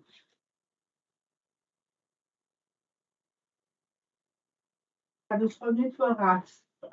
Sinds ik wil niet voor raad, voor de vraag aan de Director Nel. Die beleid is op die webblad, maar ons kan eigenlijk ook je korrespondent. Baie dankie. You will receive the policy, Councillor Porter. Councillor Porter. Thank you, Madam Speaker. Now, just to one of the previous questions, if I can assist for some clarity. The item before Council is just a report. So it is not the policy itself which is in front of Council. So that is what the objective of the workshop would be then to look at it. But this is just a report, so this is not the time to refer it back. This is just for the report to be taken on. So thank you, Madam Speaker. Thank you very much, Councillor Porter. We then conclude all the questions has been answered. We are on item E100. The proposed implementation of a new criteria for traffic calming measures, implementation of speed bumps. We have our recommendations listed from point 1 to 3. Can I please have a proposal in this regard? Yes, Madam Speaker, with you, Councillor Leon van Dijk. Thank you very much, Councillor van Dijk. Do we have a seconder for Councillor van Dijk? Madam Speaker, I'll second. Thank you very much, Councillor Leroux. Is there any questions on this item from any councillor? I see the light of Councillor Buddha and Councillor Porter, as well as the co-sign you. In that order, you may proceed, Councillor Buddha. Thank you, Madam Speaker. Good thing, I see the new criteria. I want us to know what is the new criteria. You see outside there, I used to see the speed bumps, which were made by the cement measure when you walk with the car. Again, you find the speed bump, when you find something like a something like that, where the people then compare this thing. They make this lot of wheel alignment every time when you slip there, those things. And I wanted to know what is the difference, maybe just to put those one. I saw there in Aflapak country when you try to go there. And then those one were here in Richmond. Nice one. Why some areas you put it the cement one, nice one. Those cement one are good one speaker. This one which is we used to see almost or just make your car always go to the wheel. Okay, good. I'll ask the acting director to respond, Mr. Williamson. Let's just take a question from Councillor Porter also. Thank you, Councillor Porter. Thank you, Speaker. It's good to see that we taking the interest of the residents in the community when it comes to these type of things. Also good to see that one can overtly review your operation for the experience. I just want to know in terms of I read through the thing, there's a process where the public must complain. There must be a complainant, residents, and then you have to go back and you also need to get like in a sort of a petition. Residents that can substantiate your request. That's one. The question on that is what then after all these sort of public responses have been received, what then is the municipality doing for to go and verify whether there's true infection and for assessing the situation before it is. That's one. That's a question. Then there's another thing that I want to put is that is schools. It is our request from the Patriotic Alliance that instead of going through the criteria to identify schools in our communities as hotspots for these purposes, and instead of expecting for the community and or schools to guide the municipality, this council to take a decision that the safety in terms of speed humps needs to be necessitated, and that we will decide and safeguarding the learners, schools, and the vehicles. Look at what is happening at Erika Primary School for a better thing. The congestion that is there is terrible. Right? Now, I don't think that we need to go through all this administration, but rather to be proactive and identify the schools as hotspot. Our children is there, the private children is there, and we put these speed humps or what is yellow stuff on the road. I've been receiving complaints from the residents in Granted Street, proximity, where they have written and spoken to the municipality for numerous times on that area to have another speed bump. They don't know what down the street because people are racing down that street. It's a downhill street. But there's no response from us. A favorable response from the municipality. It's not very request. I don't really be Erika Primary School. Other schools have been consistent. You look at what is this? The school in extension, the primary school. What night? Yes. No, the ones you Richview and others. Very much well equipped. And it's also a nice way to see the routes and detours at a time when it's peak. And can be not as into schools and prioritize instead of for people to depend on. Thank you, Councillor Porter.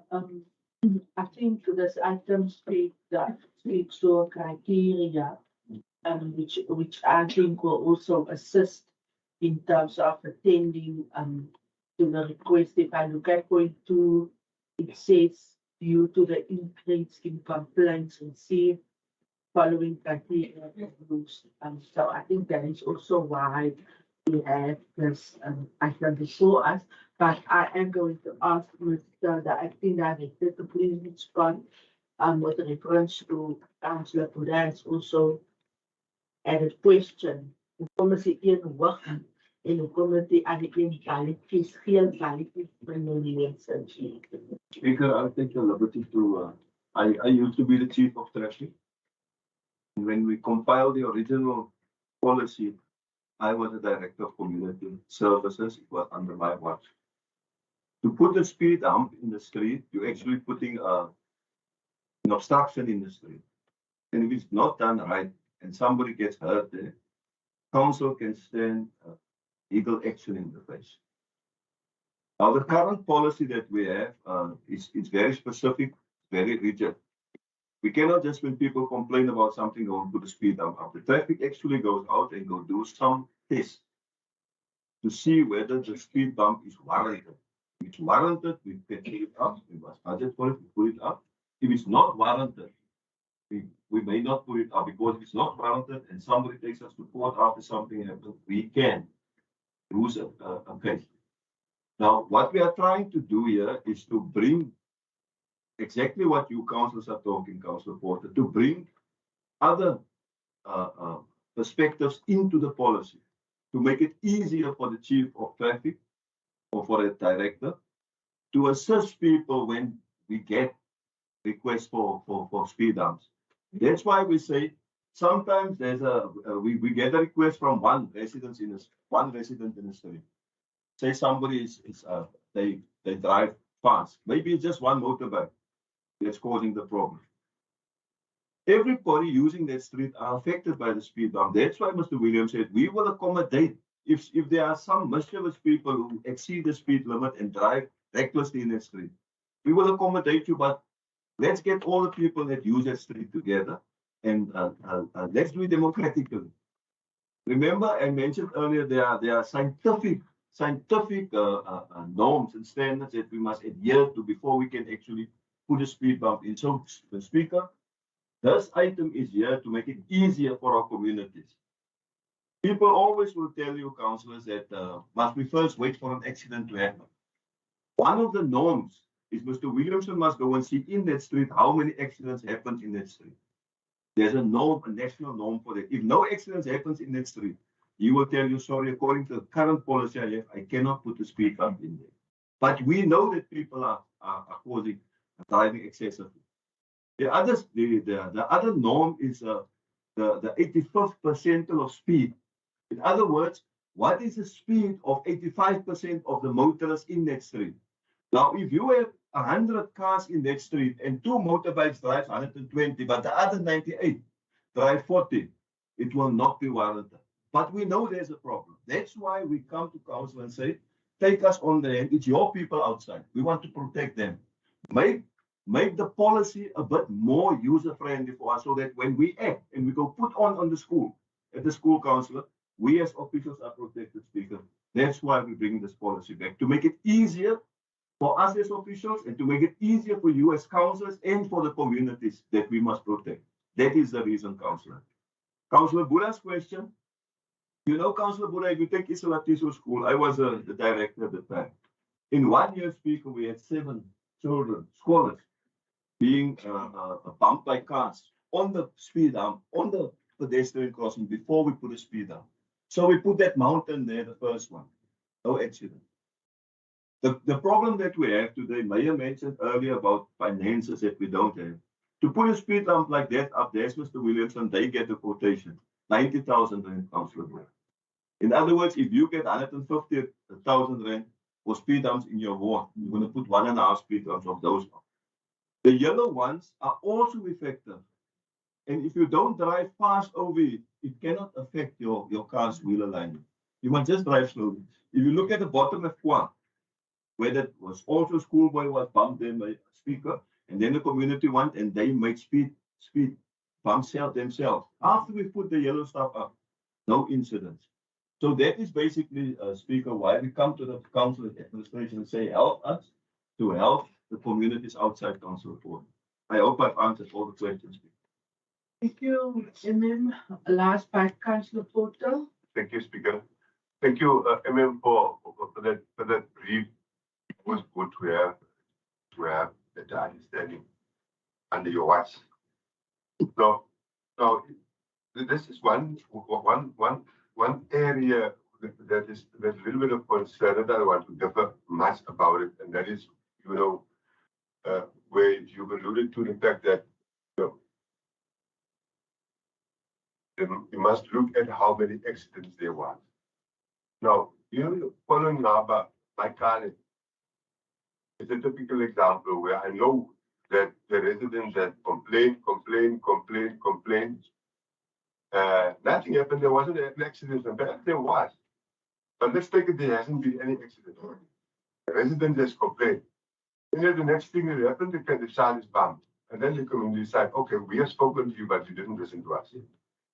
So whether you have to wait for an accident in order to analyze the situation and approve, that still remains for us as a patriotic alliance a question. That's one part. The second part is thank you for the indication in terms of what happened after your community or the residents has now to the municipality. What you said is that the traffic department goes out and they will assess and see whether it qualifies to then put whatever in there, speed bounds or response. There is a report from a resident that says he noticed after complaints has been made that law enforcement then appeared for about, I think, 2 or 3 days. Guys will then sit in the one corner with a camera and they will sit there for 3 days and see. And they realize that perhaps it's because of the complaints and I will see whether it is, qualified. But you see, the problem that they have with this is that that person will come and sit there from Monday to Wednesday. Children are at school. At a time when they are sitting there, there's no heavy traffic. The problem is when the weekend starts. Then the officer is not there. All the children are at home. The people are in different moods. And without wanting to avoid anyone for the usage, they are in different moods, and the cars and the bikes are speeding, driving reckless, and are inconsiderate of pedestrians. And it is exactly at that time when that officer is not there doing that analysis when things are happening. And perhaps the municipality must do in terms of that, in terms of the timing also, when we have complaints and bring a separate thing. Thank you, Councillor Pulpit. Noted, Mr. Williamson, allowed to respond, in particular to what Speaker, Councillor Mudara. as the Department of Transport's guidelines that we're currently using will also still be using, states that when you do such a survey, it must be conducted during normal traffic on a normal day, because speed bumps affect the whole flow of traffic for 24 hours. So they don't want it in peak, because sometimes in peak you will not get the results that you want, because the flow of traffic will be heavy and you don't get speeding vehicles. So they do it at normal times to indicate if there is any issues regarding high speed that's been driven on that particular road. The other factor that we do take in consideration, although the officer sits there, he is also busy counting pedestrians. But we know as a fact that at that time that they are doing the speed survey for the 85th person, you won't see the children because they're in school. But we do take cognizance of the street in early mornings and late afternoons and in evenings where there is pedestrians. You do get residential areas where an individual is stating there is speeding and lots of things happening in the street and they want to speed up at a certain street. When we go there, the street is wide, there is no any pedestrians there, so it's not warranted for us to do it at that areas, but it is especially warranted in areas where there's a lot of pedestrian flow and we need to take that into consideration. That's why in all areas, not only KwaZulu-Natal, other areas are also in the process of implementing the speed bumps, those areas where there's high volumes of traffic. And especially we would like the buy-in from the community as such, especially people residing within a certain street, there was a request. All the residents are actually supporting such an implementation, then it makes it better for us. Then it is for the community. They buy in and they will look after that speed up, that no one comes there and trying to remove it. We had indeed situations where people try to remove it, and in areas where we didn't get it up and the community were involved, there was no issues and it was a success, and people are asking for more. I could just quickly state one thing on what the councillors asked about the concrete type of speed up. The issues with that speed ups is actually if it's on a lower level of gradient within a certain route, slightly, and there's heavy rains coming, the water runs to the side, it pops over the curb.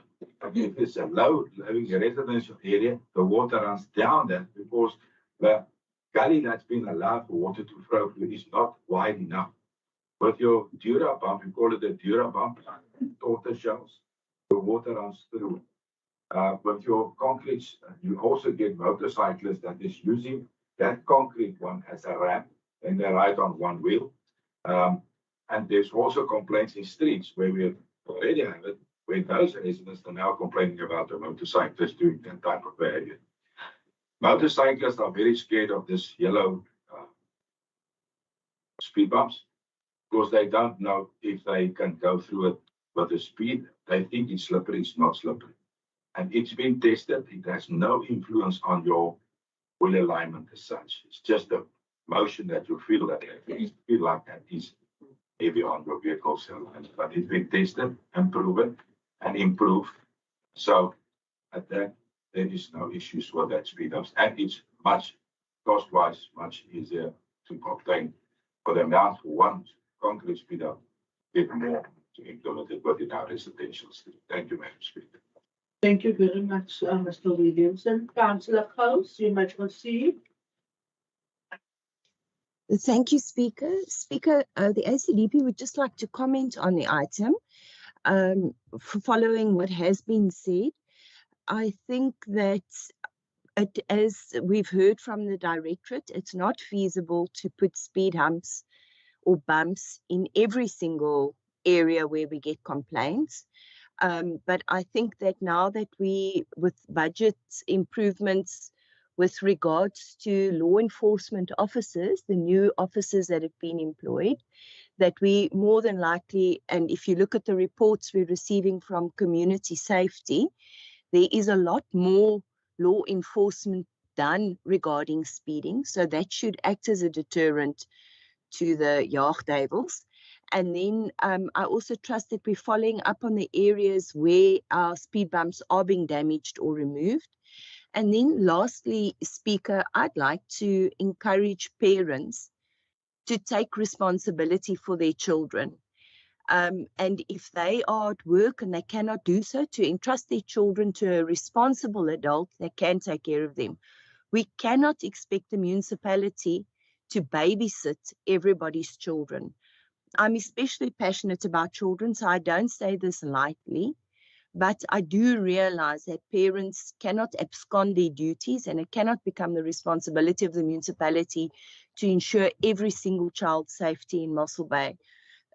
In my opinion, our municipality is doing the very best that they can to have a safe environment, but speedsters can be spoken to by the community, and parents can also take responsibility. Thank you, Speaker. Thank you, Councillor Coase. I've heard nobody to do until that's carried. We move to item E101, gap market allowance, pensionable allowance. We have our recommendation in front of us with reference to our employees. Can I please have the proposal? Thank you very much, Councillor Leroux. Seconder. Speaker, I'll second. Thank you very much, Councillor Botha. Is there any councillor with a question on this item? Speaker, if I may. Proceed, Councillor Coase. Thank you so much, Speaker. No, I just want to commend our municipality on the assistance provided to our staff. The dignity of owning your own home cannot be overstated. And I'm grateful that we are offering them this assistance, particularly in light of the interest rates that have climbed the way they have in the last 2 years. Thank you, Speaker. Thank you, Councillor.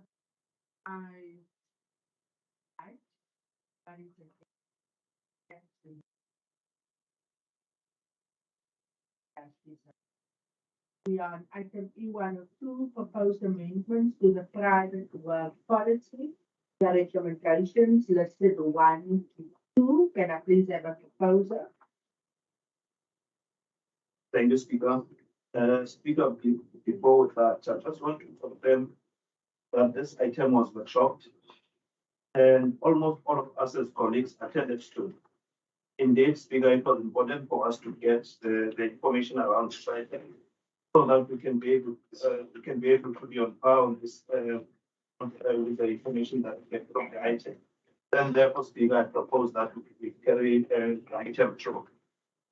Thank you very much for proposing, Councillor Mbudu. Indeed, there was a workshop scheduled. Can I have a second, please? Councillor Baron, second. Thank you very much, Councillor Baron, for seconding. Is there any questions from any councillor on the item? Thank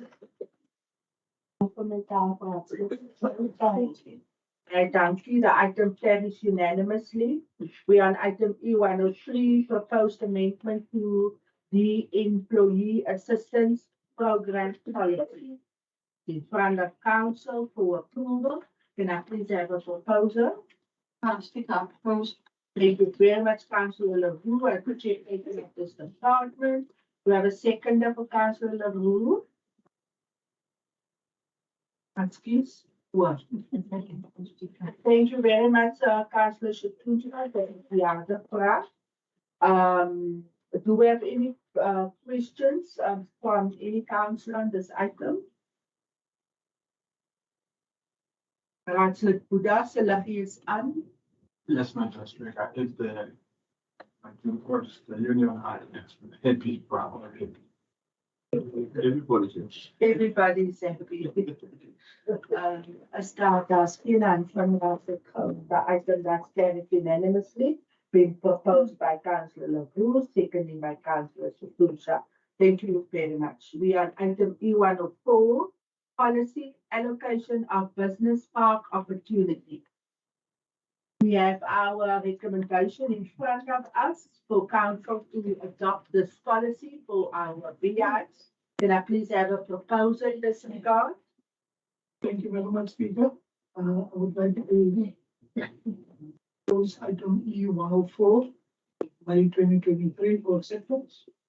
Thank you very much, Executive Deputy Mayor. Do I have a seconder for the Deputy Mayor? Madam Speaker, I would like to second the item. Thank you very much, Councillor Kutsia. Is there any question from anybody? There has been also a workshop held on this policy. Channel 1 was very good engagement. I see the light of Councillor Kotu. You may proceed, Councillor Kotu.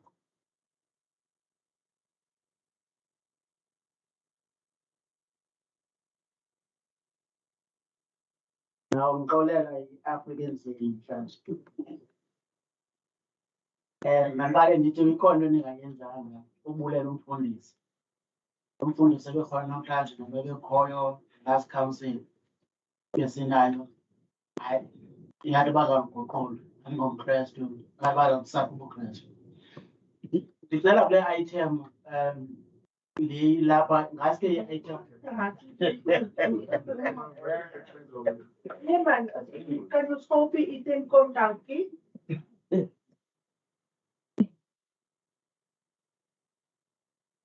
Ngicela kule item xa ithe yaya kuyinase workshop. At least andazi noba ingangena kwi-discussion okanye i-conclusion. Each noba iyile kwi-workshop.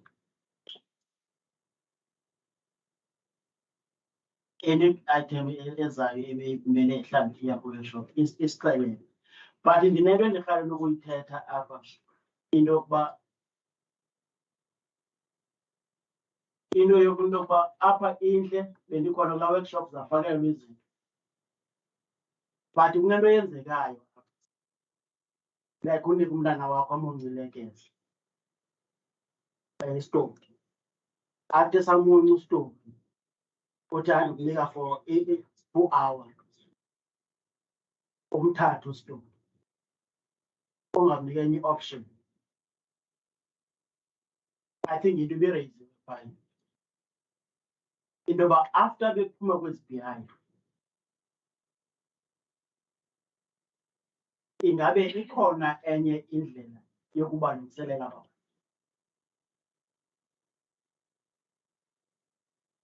And le treatment siyenza kwi-beehives ingaske ibe khona lapha kwii-tenders.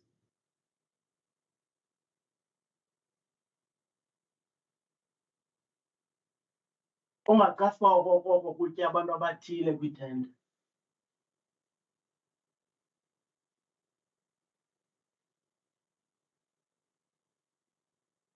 So that nabanye abaphumayo kwii-business ezikhasayo banikwe amathuba baphuhle.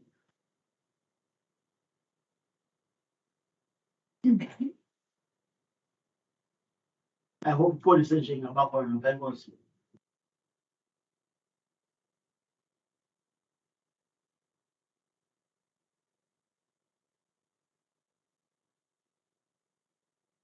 Thank you very much, Councillor Kuntu. Just, you're not against this item? No, okay, that's good. Your inputs are then noted. Also, this policy has been workshopped. Councillor Kuntu is then indicating that when such items serve, that it must also be part of the item to indicate that. Or should there then be a workshop afterwards? It is also noted that Councillor Kuntu is requesting that there is a process from managers similar to like what we follow with tenders. It's noted. Nobody is against this policy. It does carries unanimously with all the inputs noted.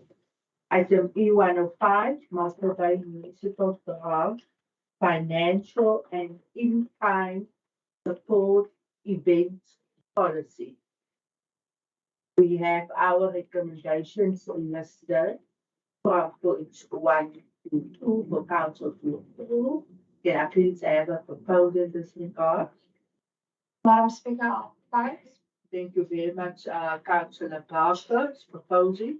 Do we have a seconder for Councillor Parker? Thank you very much, Councillor Satunsha for seconding. Is there any questions on this item from any councillor? Also, not. Yes, Councillor Machisini. Also, Madam Speaker. When the 12 moves were there's been events like it says in a price watching. Mossel, the municipalities of us who's happy. So I knew that there is some money there and was Thank you for your question, Director Pinto. Yes, now any event to be held any place in the municipality may apply then in future should this policy be adopted. But the criteria I set out in the policy is the criteria that will be used to evaluate such applications. So it's not in a specific area, it's for the total for events happening in the total municipal area. We also from time to time get applications, for instance, in very rural areas as all of us are not familiar with, so even apply to some of those. Thank you for that clarity. I think it's been very clear for everyone, but there is a criteria should council thus adopt this policy. I see the light of Councillor Baron. Thank you, Speaker. Question from my side is just to find out whether political parties can also apply to be part of this events committee. Of the events, and must they also, if we approve their business plans attached to the applications, Je weet vooral aan municipale bestuurder, daar is vooral politieke partijen mag aanzoek doen met een bezigheidsplan of een eventsplan.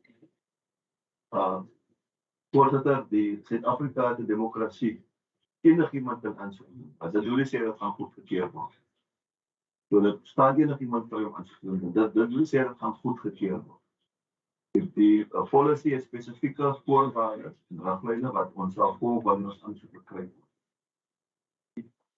Dank u, municipale bestuurder. Zijn enige andere vragen?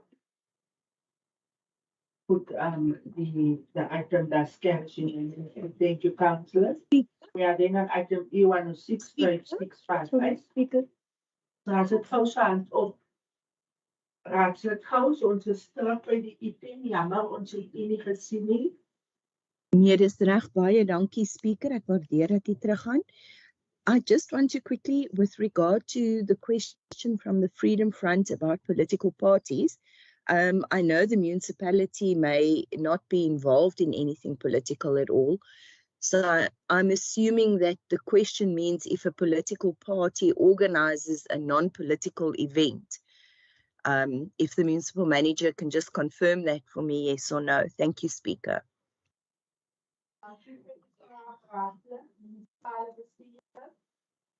Speaker will be detrimental for the municipal manager. He approves an event from a political party for a political. So that will definitely, while I'm here, will not happen. But any application, anyone can apply. As I said, Speaker, you must remember that we might get 100 applications, but we will only be, because of budgetary constraints, only maybe out or 4 to 100. So it's tough questions that the council are asking us now, but I will not, as a counting officer, I can give the council, and I think you'll expect it of me, Speaker, not to approve any political functions. It doesn't matter whether it's a political party or any other party who wants to have political functions. That's not what this policy will be for. Thank you, and now you are indeed correct. Of course, this municipality can't host political events. We can't pay for pink t-shirts and red t-shirts and blue t-shirt events. Councillor House, you covered with that answer? Yes, thank you, Speaker. And yeah, I appreciate the feedback. France Mansour Conservancy membership proposal. And I think that a proposal in this regard. Thank you very much, Councillor Leroux. Do we have a seconder for Councillor Leroux on this item? Madam Speaker, I gladly second that. Thank you for gladly seconding. Is there any questions on the item before us? Councillor House. Councillor House, your hand is up. You may proceed first, and then Councillor Machusini, and then Councillor Baron. Thank you, Speaker. Speaker, I'd just like to know the other conservancies in our area, for example, the Dunna Bay Conservancy, do they also get such a, are we also a member of their conservancy? And if so, do they also receive 1,850 Rand per month? Thank you very much, Councillor House, for asking. Wants to know if the Dunna Bay Conservancy is also a member, and do we also support them financially? Just parking that question. Councillor Machusini, and then Councillor Baron. Bendicela ukubuza umbuzo malunga nezi zikolo okuthiwa ziyaya zingaya. Nasiphi na isikolo singaya naphandle for ukufundiswa okanye kunezikolo ezithile ezikhethele ukuba siye phambili. Okwesibini umbuzo. Umasipala unyanzelekile nalo waseMossel abe yimemba phaa ngenxa yoba umhlaba lwakhe.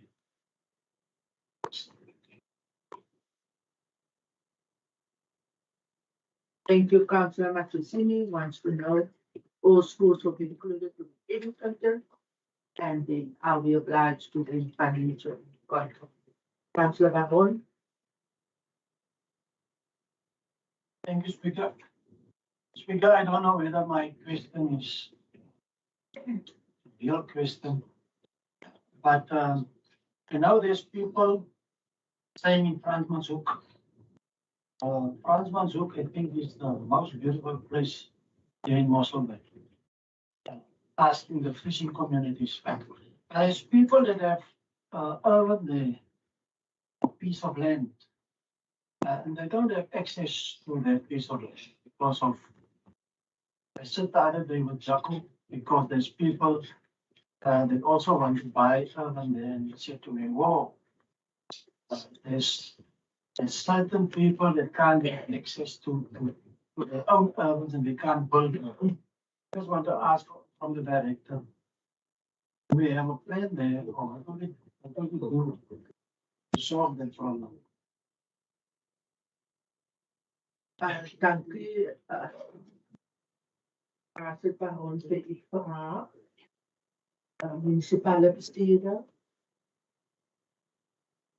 Raadsgenoot, ek moes klaar wat vraag gevra. Raadsgenoot, ek kan nie kanse dat ons onze 3 vragen sal eers antwoord aan municipale bestuurder. Speaker, misschien wil ik dit een stapje terug aan Island, ook dat die raadse groeiskracht en 5 areas dat ons dat waar wil ontwikkelen.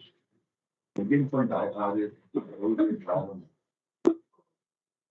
die raad stel het baie grond wat ook basis Bavaria's is, maar wat die nodig aandag kry wat het behoort te kry.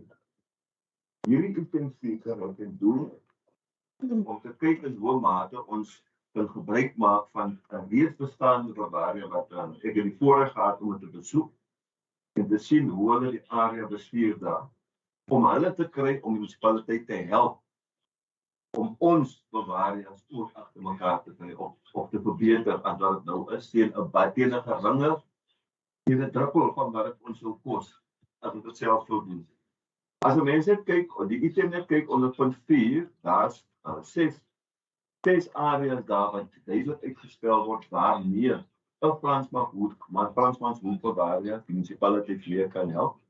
En die vraag te antwoord die deur is nie toe vir ander Bavaria's nie of organisasie. Inteendeel, ons het in die week wat verby is 'n baie suksesvolle vergadering gehad met baie rolspelers uit die omgewingsmilieu en opset. Nie net Bavaria's nie, maar ook ander organisasies soos jou Smaats wat werklik waar omgee.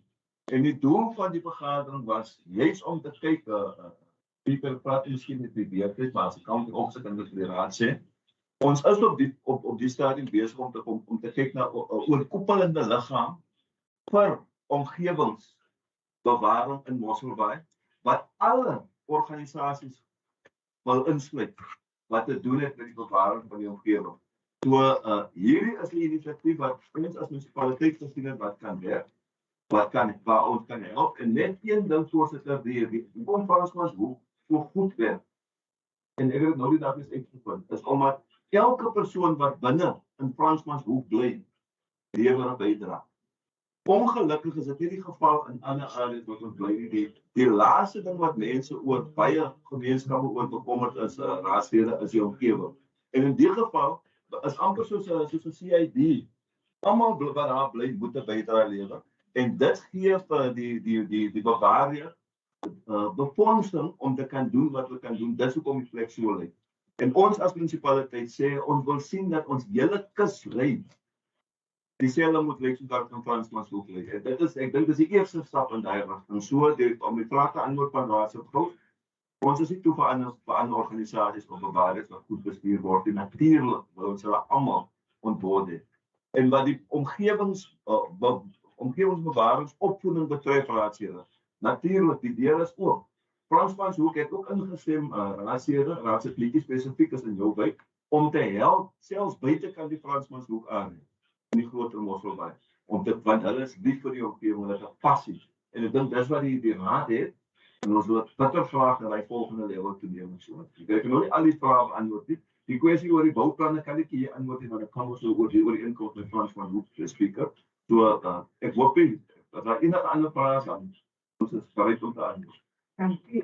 Raadslid Matjusini het gepraat rondom die skoleprogram. In terme van sal dit dan nou met inclusive wees vir alle skole of net vir sekere skole. Dan kan die raadslid help. Speaker, ek wil op die stadium ook my burgemeester en ook genoem, jy weet, hy konsentreer ons en dan dat dinsdag gaan besoek. Hy maak nie onderskeid tussen wat 'n skool waar as jy in alle skole gaan ingesluit word. Dit is 'n belang van 'n dorp. It's in the interest of our town to roll these things out to all our schools. Ek weet nie wat die raadslid wil sê te doen. Baie dankie, ek dink die vervoering is baie duidelik. Raadslid Gous, het jy 'n opvolgvraag hê?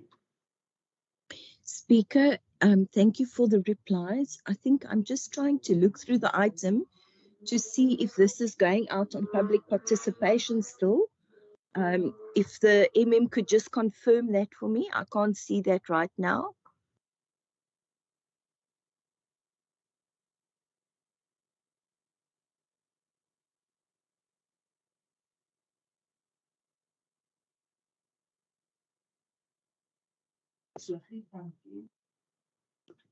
Visioneer dat ons gaan nie op public participation hê as die raad die besluit genoem het oor wat is dat.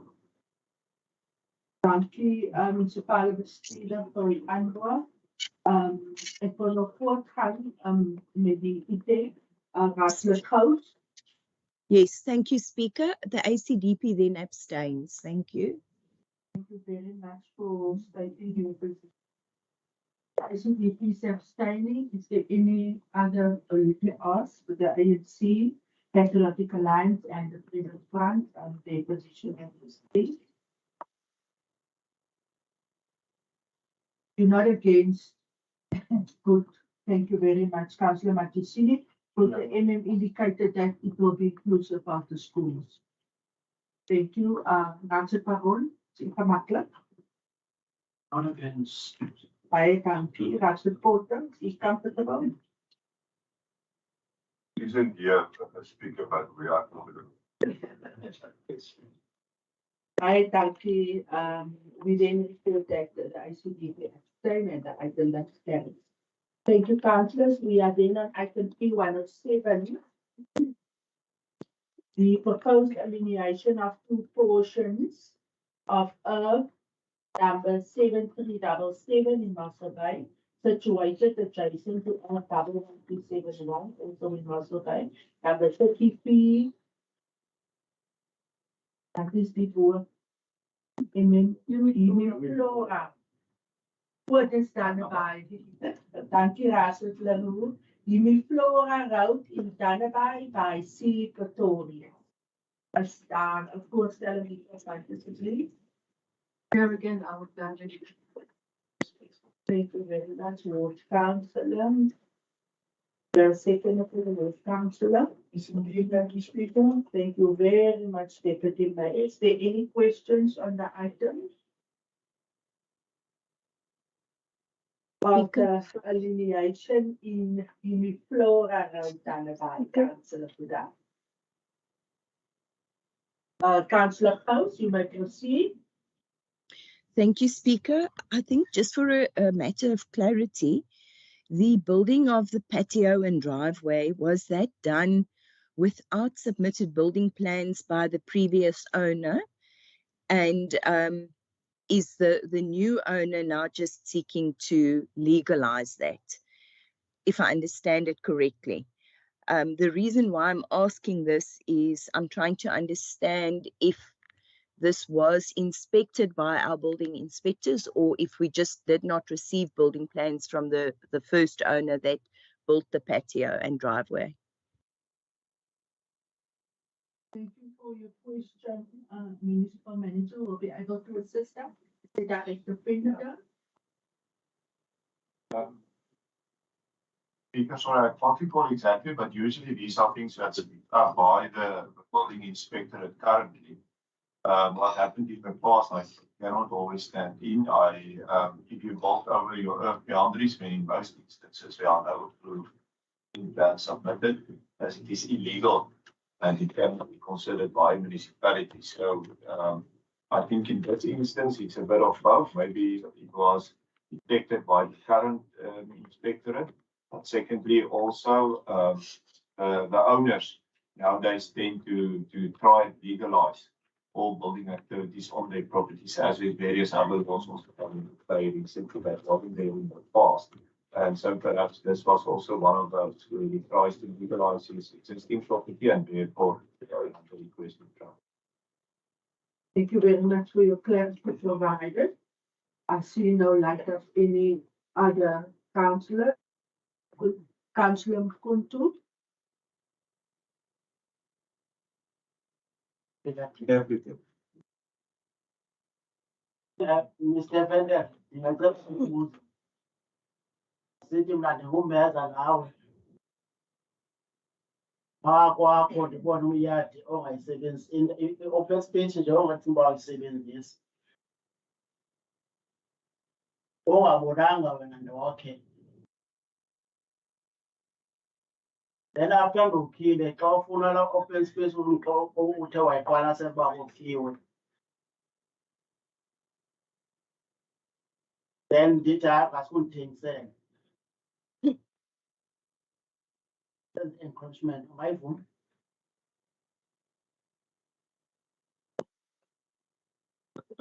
I don't know, you referred the question directly to the issue.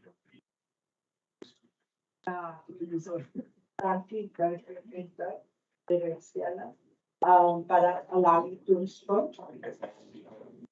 Speaker, there's so many catches in and so many possible answers to that question, but I think the long and the short is, and again, there's so many other legislation also come into play. Someone erect or encroach onto its neighbor's property. You have rights in terms of the landowner to take certain action. You don't necessarily even need to wait for the municipality. But then you can also, and we do that from time to time, when we do visit and we notice illegal activities without a building plan, then we do serve notices accordingly.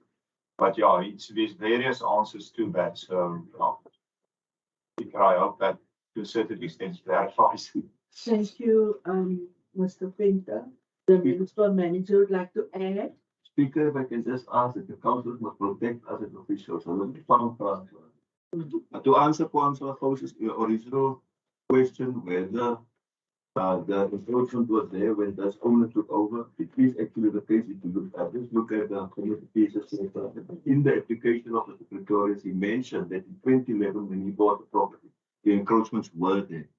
So this is a good way of getting the record straight and, as Mr. Penter said, stopping the illegal action that's going on there. Thanks, Speaker. Thank you, Municipal Manager. Can I have an indication? Is there anybody against? Can we proceed? Nobody's against. Yes, thank you, Speaker. Thank you. Yes, I did read that in the item and that was the reason why I was asking, because I'm trying to figure out if there's a way that we can maybe follow up on people that build illegally and then just try to legalize it after the fact. I understand that this gentleman purchased the house like that. That's why I asked if there were building plans. If building plans were approved, then it should have been picked up by our department that there had been an encroachment. If building plans were not submitted and approved, then obviously the entire building was illegal and couldn't be followed up on. That was the only purpose of my question. Thank you, MM. Thank you, Speaker. Thank you very much. The item does carry. We are on item E108, the proposed acquisition or expropriation of portion 17, a portion of portion 4 of the farm number 127, Mossel Bay, for the purposes of a municipal substation in Little Black River. We have our recommendations listed from points 1 to 5. Can I please have a proposal? Thank you, Madam Speaker. I'd like to Thank you very much, Councillor Annie. We have a second for Councillor Annie. Thank you very much, Councillor Delamay. Is there any questions of clarity from any councillor on this item? Yes, Speaker. I see no light. Councillor Klaus, you may proceed. Thank you. Thank you, Speaker. I think the only question I'd like to know is there a reason why the owner was resistant to sell the land to us? And obviously then I assume there was nowhere else where we could erect a substation. Thank you, Speaker. Thank you very much for your question. Will it be Mr. Can I have the light for Mr. Naidu? Mr. Lavinsan. I'm familiar Naidu for an currently Mr. Naidu. Thank you, Speaker. The substation has been there for over 30 years. It's right next to the ISCOM lines. So, there's no other place to put a substation. There was no other place 30 years ago to put a substation. It's the main intake substation prior to Thank you very much for your clarity provided. Councillor Baron, you may proceed. Speaker, I just want to check whether we expropriate or did we accept the last offer. I can't make out whether we accept our last offer, because they say he accepted 50,000. But if we expropriate without his consent, then I will abstain. Thank you for your question. Sounded meneer Naidu, meneer Venter hier is iemand wat ja gesproken. Mr. Naidu, all right. Thanks, Mr. Naidu. Thank you, Speaker. You are on the recommendation 1, the accepting the offer of chief not expropriated. Thank you. Speaker, then fine with me. Thank you very much, Councillor Baron. He's been not abstaining. As a close right. Okay. Speaker. Yeah, Thank you, Speaker, for your patience. Speaker, I couldn't hear the answer from Director Naidu. Unfortunately, it broke up very badly. Could you please just summarize his reply? Thank you. I'm going to ask that Mr. Naidu just repeat it.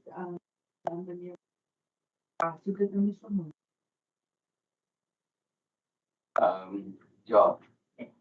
Speaker, yes, this substation has been there for over 30 years. It was constructed in the early 80s. It's the main intake substation that's adjacent to the ESCOM 66 kV lines, and the substation feeds the entire Kleinbrak, Reebok, Tapneat areas. So there was no other position for suitable position for the substation over 30 years ago. Thank you very much, Mr. Naidu. And then, in addition, Councillor House, if you look at recommendation 21, it indicates that the client is now willing to accept the offer of 50,000, which he has put in writing, Councillor House. Yes, I saw that. Thank you, Speaker. Yes, I saw that. Thank you, Speaker. Then move to item E109. Approval to obtain a court order for the alienation of 1392 in Great River, situated at Nicolai Street in Greenhaven, Extension 3, by the means of a tender process. Our recommendations for this item is listed from points 1 to 13. Can I please have a proposal in this regard? Thank you very much, Councillor Claassen. Do we have a seconder for Councillor Claassen? Yes, Honourable Speaker, I will second the item. Thank you very much, Executive Deputy Mayor. Is there any questions on the item from any councillor? Yes, Councillor Pontu, and then thereafter Councillor House. You may proceed, Councillor Pontu. Ngikwazi ngoba i-process yonke yenziwe kusho nje ikopi yakhe noba kwenzeke njani. Dankie vir u vraag. The whole of the process, there's a ID coffee outstanding. Councillor House, you may also proceed, then I'm going to request that we answer the questions. Budget House. Speaker, I noticed in the item that in July 1992 is when the land was sold to Mr. Williams. And how did this item now come to our attention, Speaker? Was there a request to purchase, and that's how we've discovered that the paperwork was never, or the application for a subsidy was not done, and therefore the sale is not 100% complete, or the sale is complete but there's nobody to give the land to. Thank you, Speaker. Thank you very much for your question, Councillor Fong.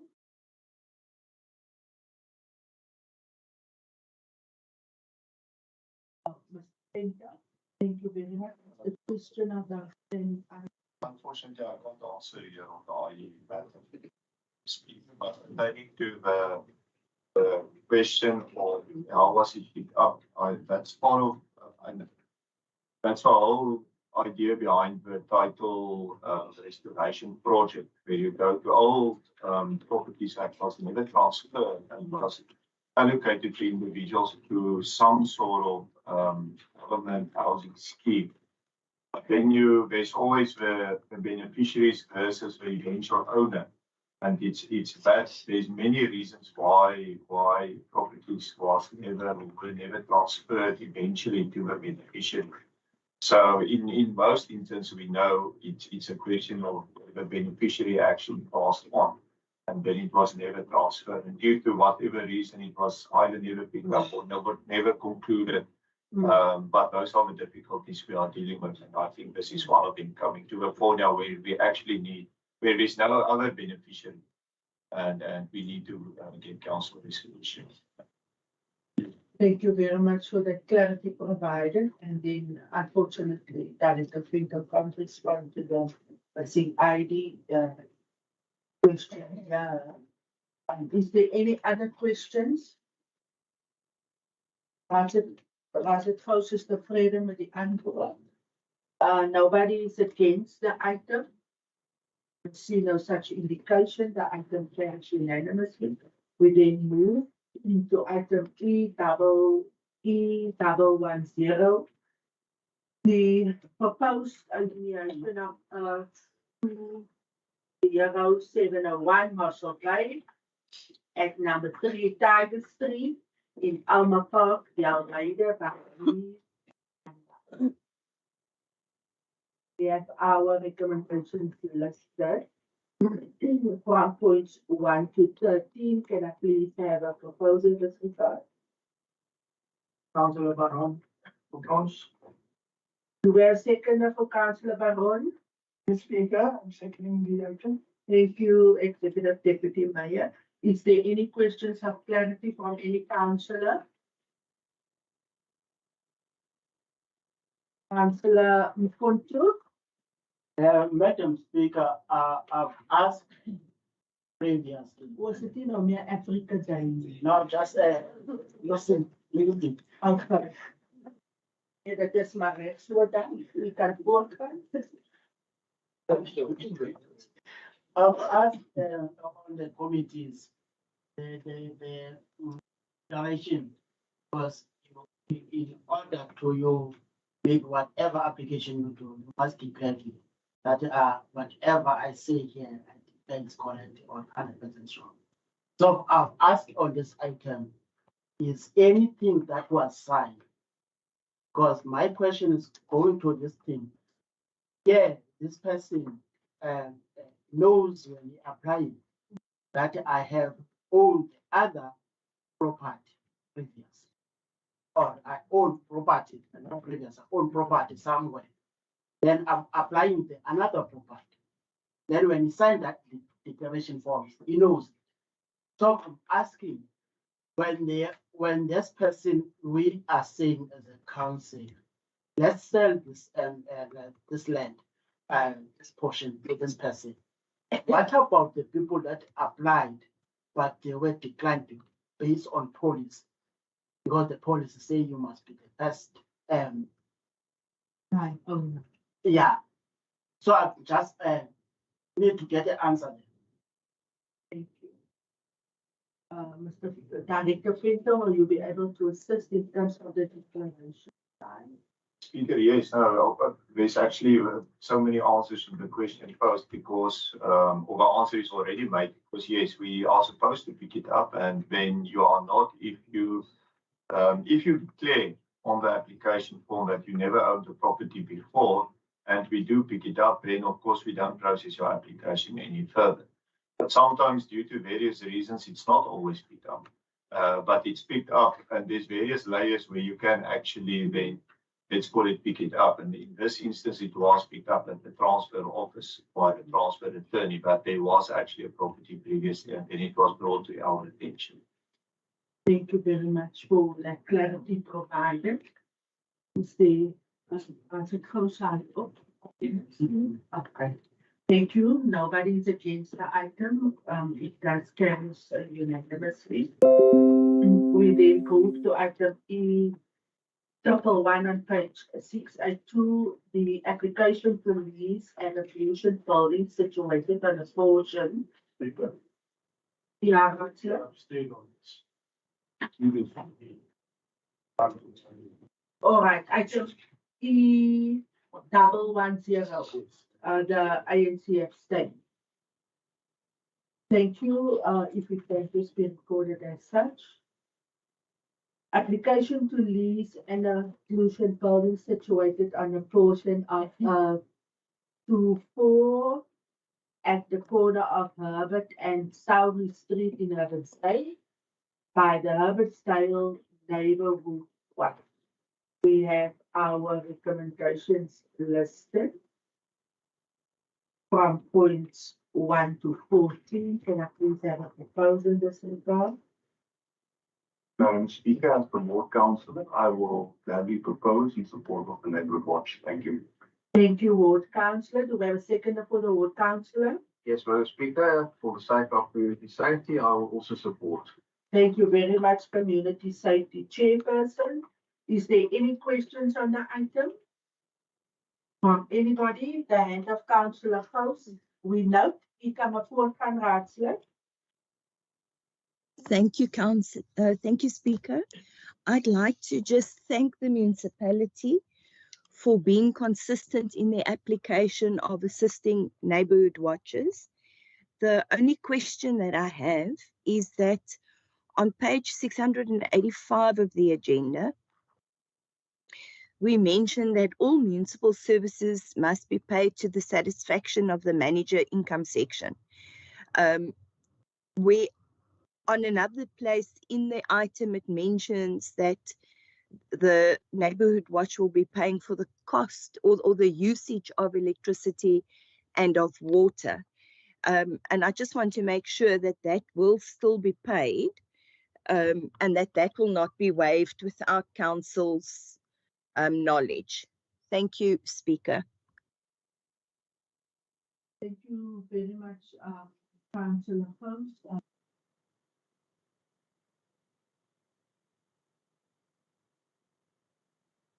I will have Mr. Frans responding and then Councillor Puda. Speaker, thank you. In terms of the recommendation to council for the items 3 and 4, it's addressed, and the Herbertsdale neighborhood watch will be exempted from paying deposits, and but will be liable for payment of the prepaid electricity as well as the water and sanitation.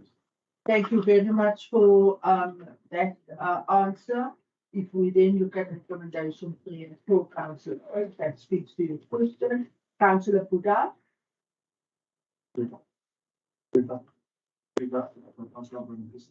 Okay, just one.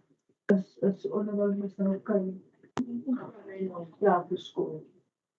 Thank you very much. We then record that the Deputy Mayor has excused himself due to illness. Councillor Puda, you may proceed. I'm going to work quickly. It's not a bit to measure the outcome to 250 per annum. The light just discussed to consider each and every open to land property organizations. If you always then to order someone, you must include that impact, not investing, like going a little bit. find that in a lot of money, getting the problem. Thank you very much for your input, Councillor Vidal. We take note. I see no other hand and no indication that anybody is against. As it goes, last bite. Yes, thank you, Speaker. Thank you to Mr. Prince for his reply. Yes, I'm aware of that. I did read the item, but that was not what I asked, Speaker. I asked that the costs that the Neighbourhood Watch would be liable for, which was the usage of water and electricity, not the basic charges, the usage, that not be waived without council's approval or knowledge, because there is a comment in the item on page 685 that says all municipal services will be paid to the satisfaction of the manager income section. And it felt to me like that was leaving an opening for the administration to waive those fees also if they wanted to, and to do so without council's knowledge. And that's what I would like clarity on. Thank you, Speaker.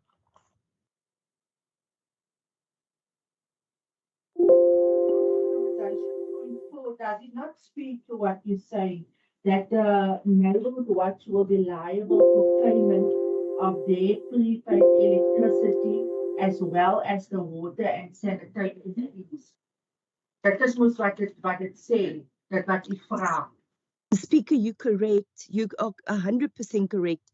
That's why it confused me when I saw the section that said all municipal services will be paid to the satisfaction of the manager of the income section. Why is that then included? It's not necessary if we've already stated what will be paid and what won't be paid. Thank you, Speaker, for your patience. Thank you, Councillor Faust. That will override the recommendation for it can. And you are correct if council takes such a decision today. I see no indication that anybody is against the item. Thank you very much. We then move to item E112, which is the application of the renewal of the lease agreement of a portion of a municipal building known Housing Centre in Block A large workshop 2, situated on Earth 1648 in Kwanangaba. This is for the Ibiwe Community Center. Ibiwe Community Center. Astrek Bongani in. We have the recommendations listed from points 1 to 11. Can I please have a proposal in this regard? Thank you very much, Councillor Babuna. Do we have a seconder for Councillor Babuna? Madam Speaker, I would like to second Councillor Babuna. Thank you, Councillor Kutsia. Is there any questions from any councillor on this item? I see the light of Councillor Mkontu. Is Councillor House hands up? Okay. Councillor Mkontu first and then Councillor House. Thank you very much.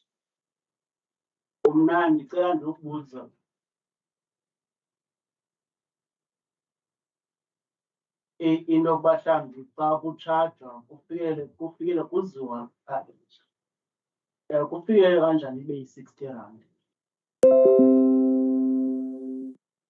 per month. Just one unlimited. Thank you, Councillor Mkontu. Councillor House, you may proceed. Thank you. Thank you, Speaker. I unfortunately don't have access to interpretation, so I'm not sure what has been asked now.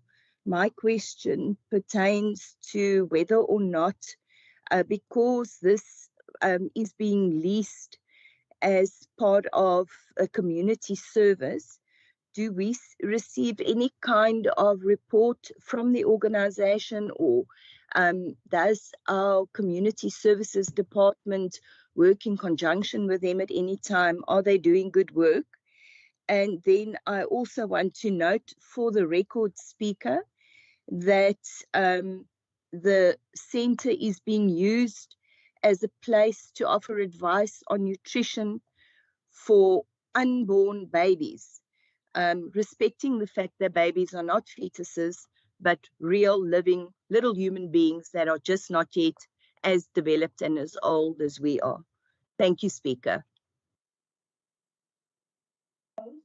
Councillor could ask clarity around the rental fee of R3 per month, and then out also question, and I will ask Director now to please in terms of the request or the question by Councillor posed, are the community development department working in conjunction with the center, and do we perhaps, if we do, is there any report from them in terms of the activities, and then the rental fee of R60 that per month that Councillor Kuntu just wants clarity on. Kan u dankie help Director now? Thank you, Speaker. I can help with a little bit. We don't not work specifically with them. If there is programs that we have mutual aim or goal, then we do work with them. They get funding from the Department of Social Development. So social development works well with them. With regard to the rental, I can just say what in general happens. It's the valuer that determines the fee and so on, but I think that the Legal Services Department would be in a better situation to answer that part. Thank you very much for your assistance. We covered with the response in terms of the programs. Mr. Prince, in terms of the rental fee. Speaker, thank you. In terms of the rental fee, properties leased at the market-related price exceeds when it's considered to be in public interest or in terms of flight of the poor or otherwise, but it was therefore submitted that it's in the public interest in this instance, as it will contribute to the safety of the children receiving lessons and the general public, and therefore the request that it is the R60. Thank you very much for your answer, Mr. Prince. Councillor House, you covered. Councillor Kuntu. Yes, I'm covered. Thank you, Speaker. Thank you very much. The item does carry unanimously. Councillors, we move to item E113, the application to lease an additional portion of Earth 401 in the Little River by the Vista Bowling Club. Can I please have a proposal in this regard? Thank you, Madam Speaker. I'd like to propose this item. Thank you very much, Councillor Annie. Do we have a seconder for Councillor Annie? Madam Speaker, I would like to second Councillor Danko. Thank you very much, Councillor. Here, is there any questions on the item from any councillor? I see no. As I said, how shine to no. Okay, Councillor Kuntu, then you may proceed.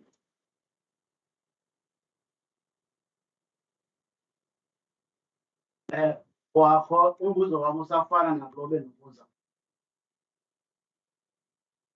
Uba ufilele kanjani? So ndicela ke ndicacise lokhu apha yini umahluko kuzo zonke. Because apha is chartered kwelinye side R60 per month.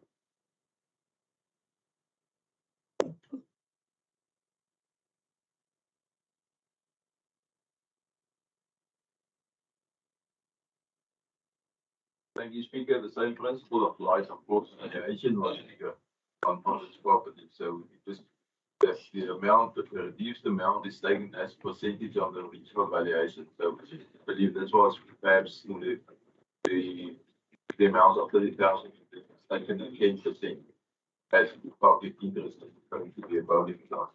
That's how the figure to R300 is submitted in council for consideration. Thank you very much, Mr. Prince. Councillor House. Is it okay? Good.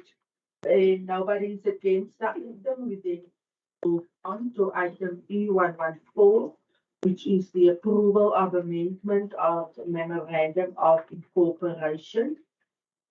This is by the purpose for NPC. multi-sport non-profit company. And we have that recommendations listed 1 to 3. Can I please have a proposal? Madam Speaker, I think we're guys. Thank you, Councillor Delamain. Do I have a seconder for Councillor Delamain? Or second speaker. Thank you very much, Councillor Klaasen. Is there any questions from anybody on this item? I see the light. Ian Farah, okay, Councillor Majestini. As far as the house minutes, the item carries unanimously. Thank you very much. We are then on item 3. Please, the other answer folder. Ready, come forward. Yes, sorry if I think that was the text. There's a question, one question that I want to listed somewhere in the beginning. Memorandum of incorporation is in relation to a non-profit company. Now, the question that I have is, how does a non-profit company get some memorandum of incorporation becomes the business of the council? That is the question. Thank you very much, Councillor. We will provide clarity to Mr. King. Thank you, Speaker. The non-profit company was established as a result of a council resolution, and the MOI rules the NPC, the rules regarding how this NPC will work. Councillor Porter. Yeah, and just a follow-up question. Thank you, Mr. President. That doesn't NPC is what under the auspices of the municipal council. That is a question. Actually, it doesn't result from the auspices of the council. It's an independent legal entity, but it was established by council to fulfill a certain function regarding the motorsport.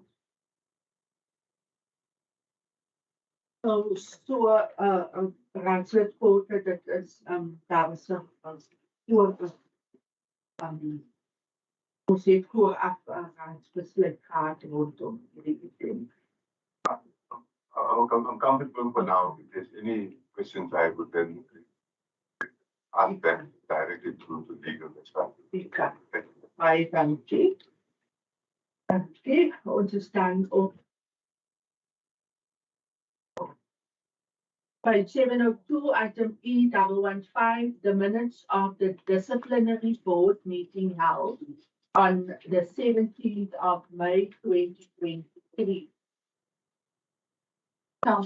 Madam Chair, first. Thank you very much, Councillor LaRue, for proposing that the recommendations in front of us be approved. Do we have a seconder for Councillor LaRue, please? Madam Speaker, I'll second. Thank you very much, Councillor Parker. Is there any questions from any councillor on this item?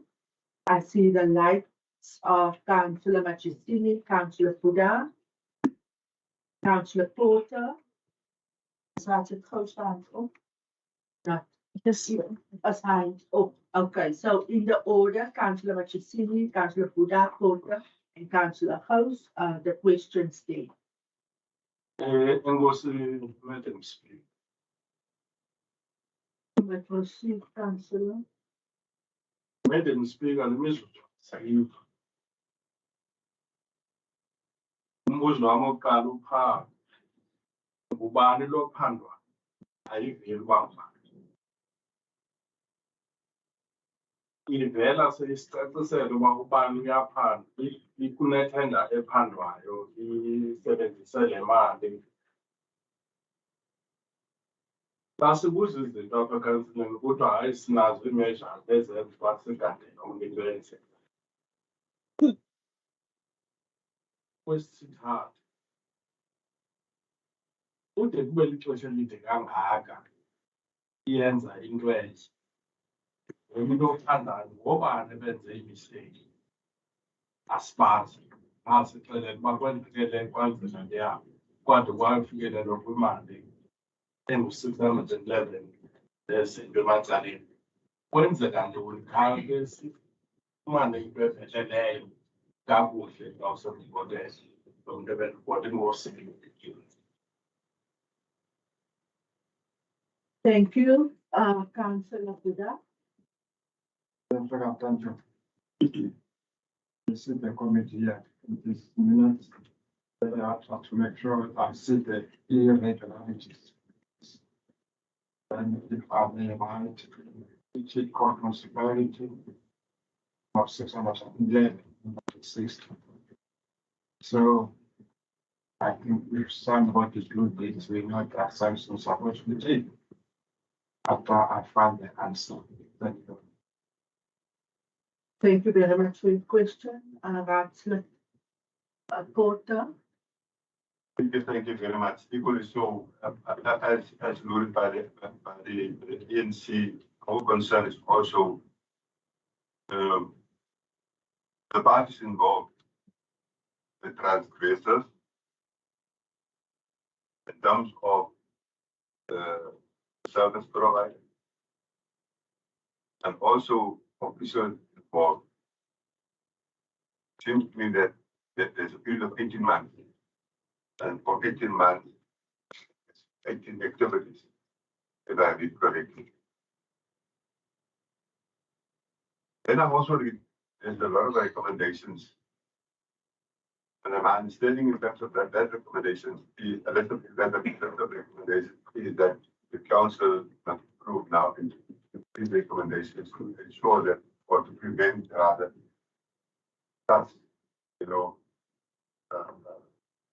not mistake, I wouldn't say mistake, but misconduct, not going to be of that. But you don't have any form of corrective measurements in terms of those who are committing the problem. So for us, our responsibility is to see that there's oversight and if there is any maladministration, say, then this action is to be taken instead of just putting some rules and regulations in place to prevent future happenings in this instance. Please give us direction in terms of what is a disciplinary process. Is there any disciplinary process? Because it seems as if that this process, the item that we are dealing now is sort of disconnected from the disciplinary process. That is our concern. I might have said the better. Thank you for your input, Councillor House.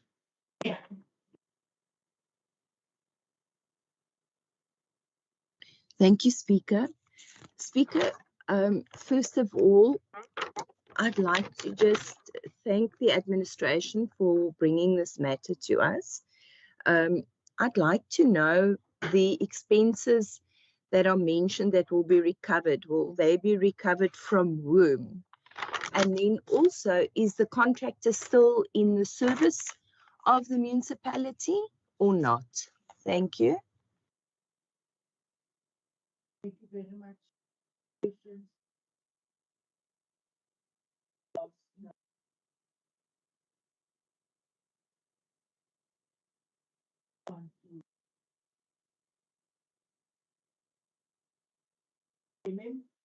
Thank you, Speaker. A lot of questions asked, but maybe I will just give a overview. Basically, what has happened here that we discovered that we might have paid more money to a specific tenderer than what we were supposed to.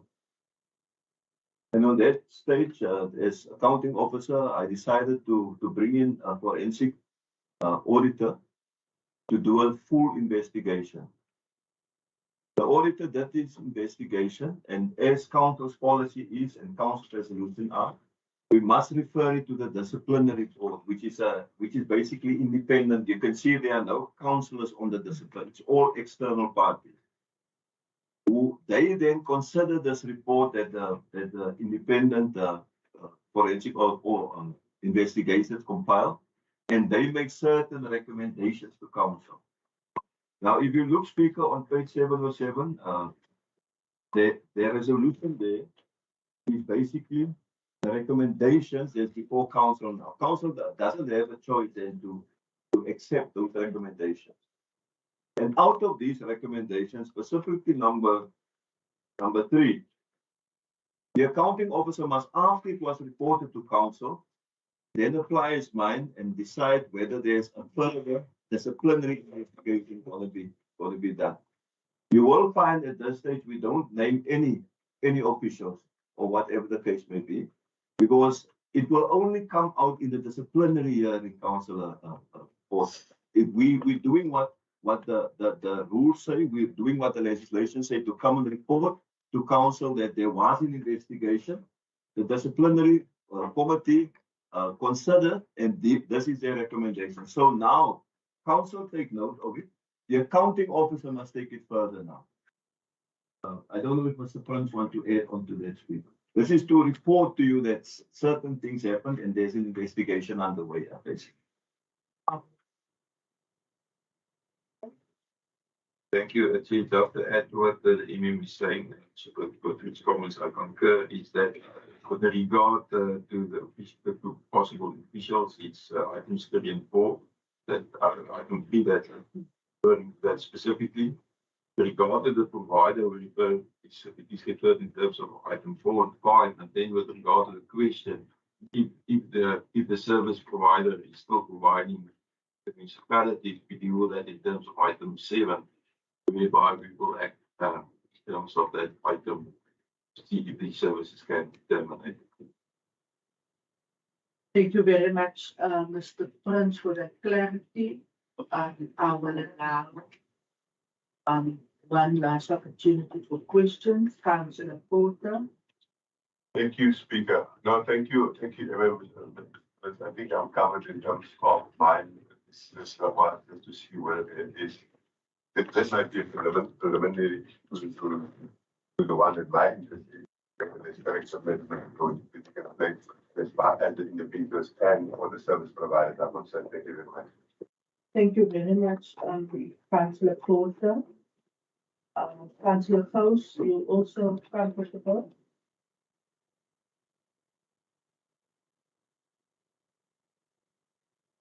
Speaker, yes, understanding that there still has to then be a hearing. The contractor will then obviously still be in the service of the municipality.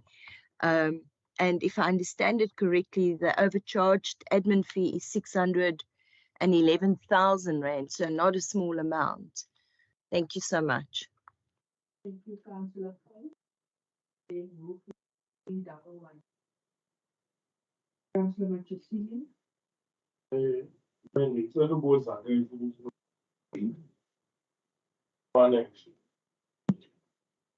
you can speak up. Njengoba engaphambili amagama ngezinto. Kambala asiyazi noma isasebenza noma isebenzi. Uzawubuya nayo kwinto zostatute la. Enkosi. Yeah, thank you, Councillor Machesini. Unfortunately, that information can't be made available. Correct? It's, Speaker, thank you for using it now subject to investigation. The outcome will often at the state that information will be contained in Councillor Machesini in the feedback report when it comes to council for the corrective measures. Covered.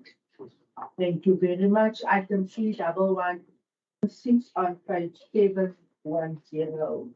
The upgrading of the trunk road at Beach Boulevard West to Garrett Street for the installation of a structural load-bearing cover over stormwater canal and the lease of a portion of the servitude area over a portion of the remainder of 457 in Ashton.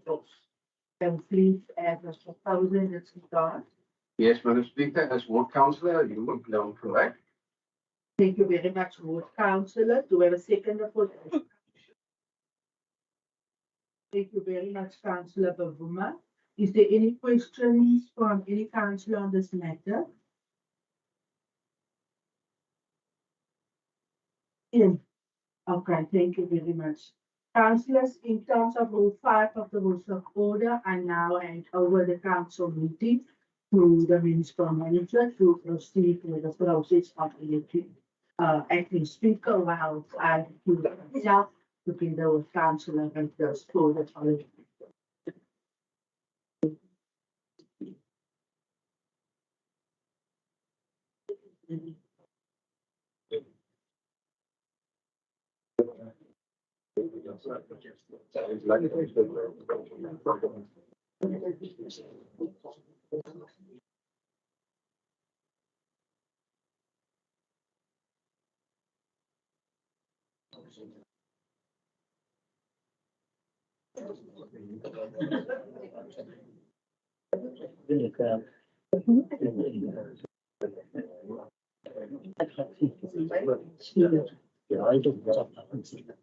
Order, councillors, order.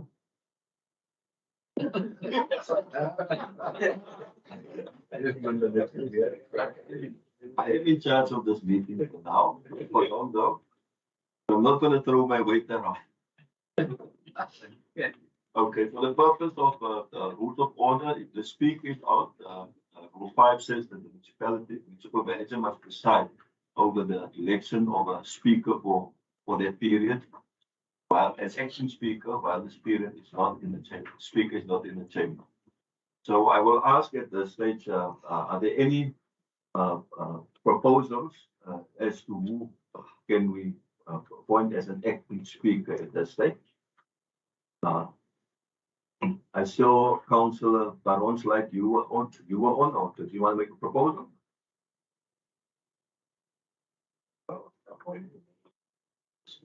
You must not be the speaker. Must be first propose. Yeah. Councillor, no, the rules is clear.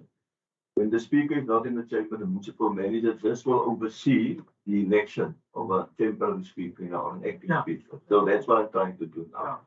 So I'm looking for a proposal at this stage. I see Councillor Erika. About Will propose who to act as speaker? Councillor Donovan Klaasen. Okay, Donovan Klaasen. Second, Second. Councillor Tunja second. Okay, we've got Councillor Donovan Klaasen. Any other proposals at this stage? I see your light, Councillor Machisini. I propose chairperson of MBAC, Councillor Baron. Councillor Baron. Councillor Baron. Speaker, no, I'm not available. But I also have a proposal. I propose for Councillor Chibu Kota. Okay, is there a second for Councillor Bota? Councillor Bota, you want to say something? Yes, I'm not available. Not available, okay.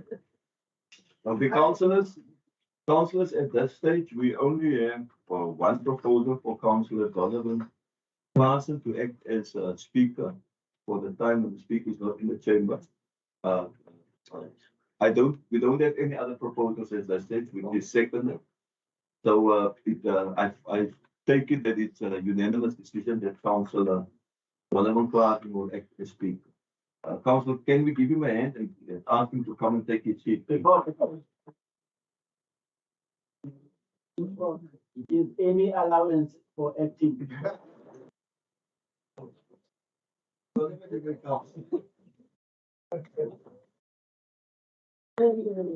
Ano sa iba ko?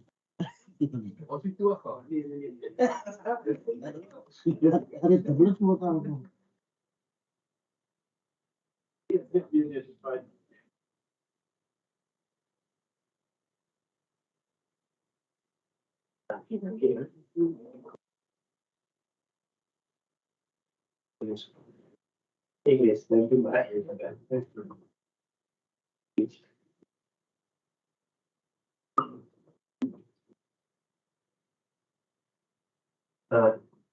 Today all, can we proceed with item 31705, the region code of conduct, that can elderly explain the speaker and elderly electors. Can I have a proposal? Mr. Chair, Mr. Speaker, just before we proceed, I'm just going to ask that perhaps Chairperson of the Code of Conduct Committee just provide some feedback from inside as well. Thank you. Thank you.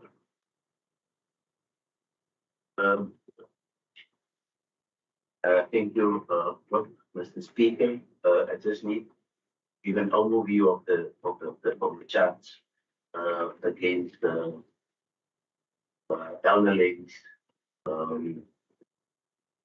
Maria Fontaine and Rosina Reiters. Mr. Speaker, it appears from a neighborhood was group correspondence that a complaint was lodged with the Mossel Municipality on problems relating to a lack of water pressure in a certain street here in Mossel area. The complainant then alerted the neighboring residents of the problem and the apparent lack of response from the Mossel Municipality. Then the complainant and some of the neighbors followed up on the issue, and it appeared from that WhatsApp correspondence from elderly Fontaine and elderly lady Reiters inter alia that complainant's query was attended to, but that the person was not content with the response he received from the Mossel Bay Municipality. Then elder lady Fontaine and elder lady Reiters correspondence was limited to and or in reply to allegations made by the complainant and or others pertaining to the municipality's alleged ineffective functioning. That, in essence, Mr. Speaker, is the content of the complaint against the two councils. Thank you. Ask the second. Are there any questions? Any questions regarding the item? No, I was just to note and saying that this incident, okay. Maybe. Chairman.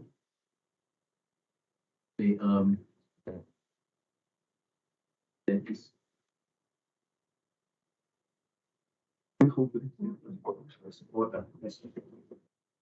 Chairman of response. Yes, that is in or 13. Yeah. County sectains to state or 13.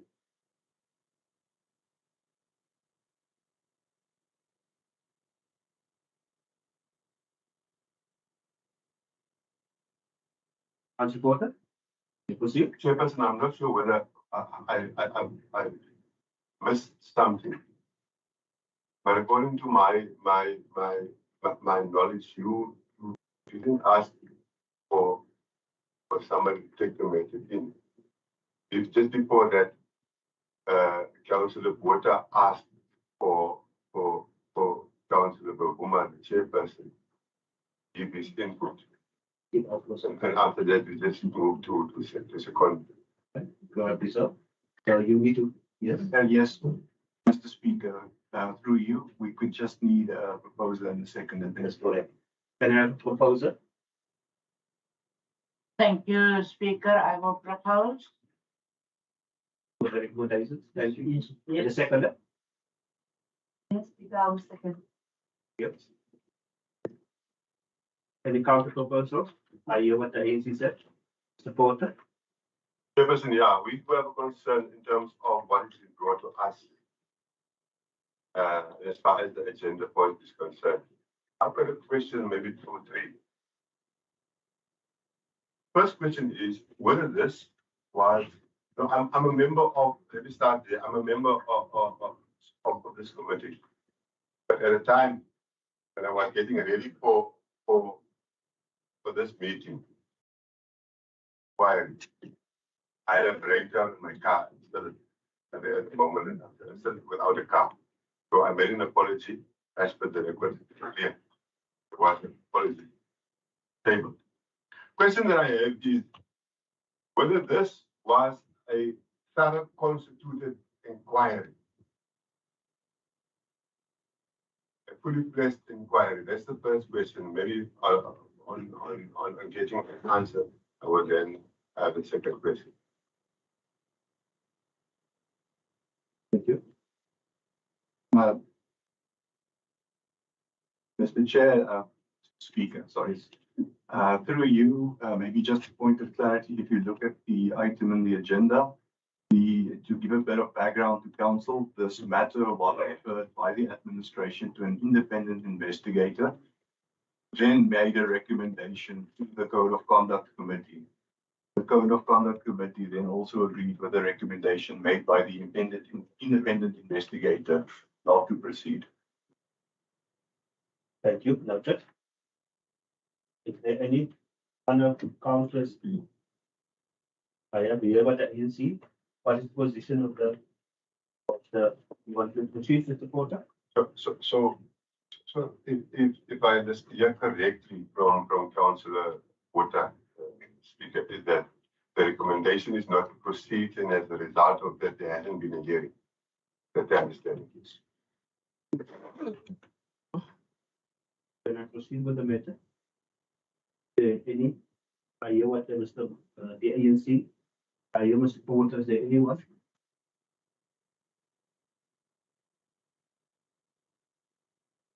Power.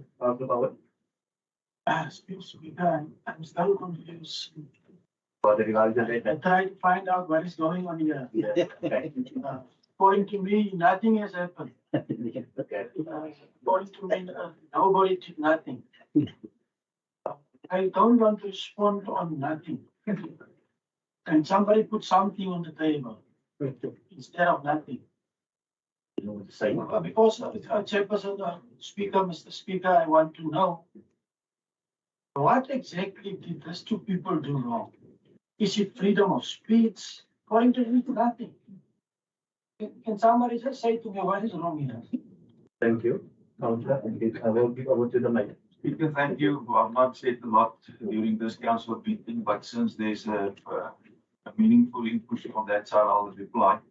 The way I received the complaint, I brought it under the attention of I followed due process, brought it under the attention of legal services, MM, and the Speaker. And then Speaker inquired that and obviously from legal services, they asked that the proper routine should be followed, and that it goes through this process, due process, and so forth. So I think that was just that we do not be seen as just wiping some complaints underneath the carpet.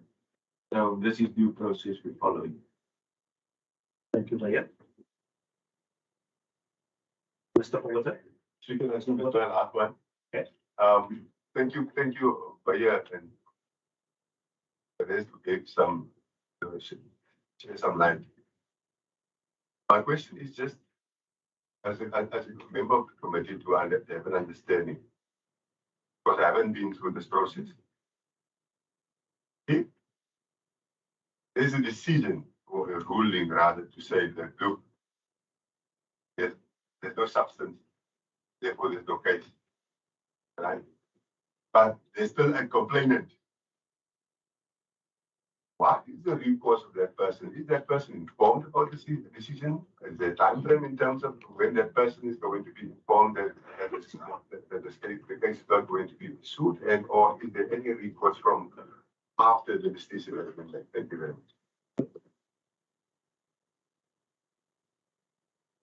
Speaker, no, I think I understand what council is asking, and I just want to confirm what's happened. They said nobody is above the law, Mossel, and the complainant has inquired already how far we are. So after the everything is finished, we will definitely make contact with the complainant again, just to answer the question.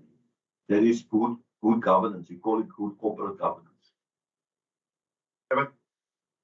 My question is, even if he's been informed that, you know, there is a decision not approved, does he have any other recourse? That is the final question.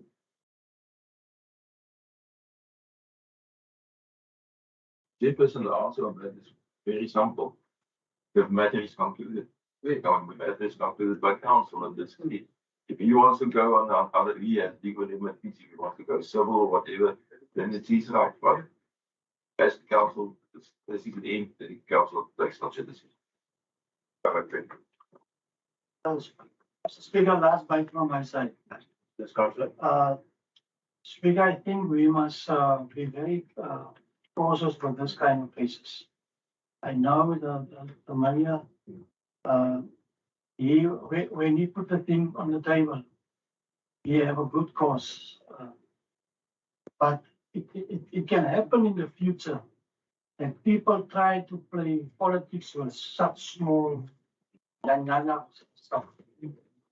That we not bring all this nonsense from the state. Thank you.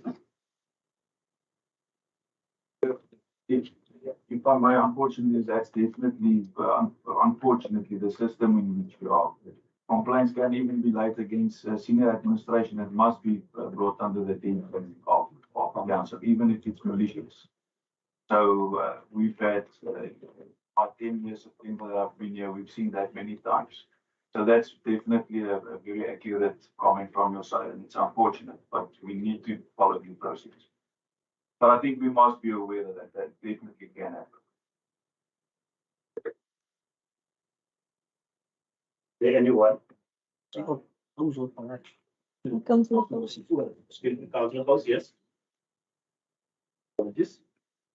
Thank you, Speaker. Speaker, I think, as I've noted in the item, it's only for cognizance that an investigation was done and that the Code of Conduct Committee found in the same manner as what the investigator did. Looking at the items which were referenced, it's regarding, item 2 is regarding general conduct of a councillor, and item 12 is regarding interference in the work of municipal officials. So while we've been told there was a complaint, we haven't been told what the complaint was exactly. The person felt that the elder ladies under discussion did not behave in a manner of good faith or whatever, and that they interfered with municipal officials. That's, if I can sum it up, that would be the case that was laid. We haven't received any other detail, and I'm just assuming that because of the items that the items that have been mentioned in the agenda item. So the matter is only for cognizance. Thank you so much.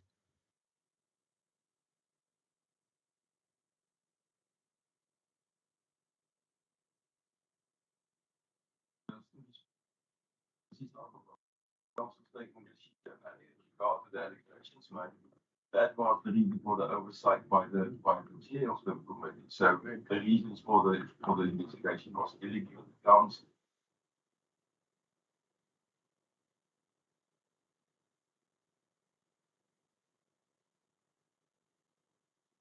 Any counter proposals? I'm fine with the item. Thank you, Speaker.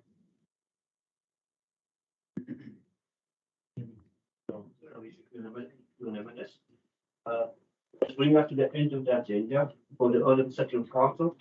We thank the members of the public and also would want to lie. And if we ask the public now to be squeezed because we want to pursue now our closed sessions. Yeah. Let's get someone just ask the speaker to come back to the scene, please. Thank you.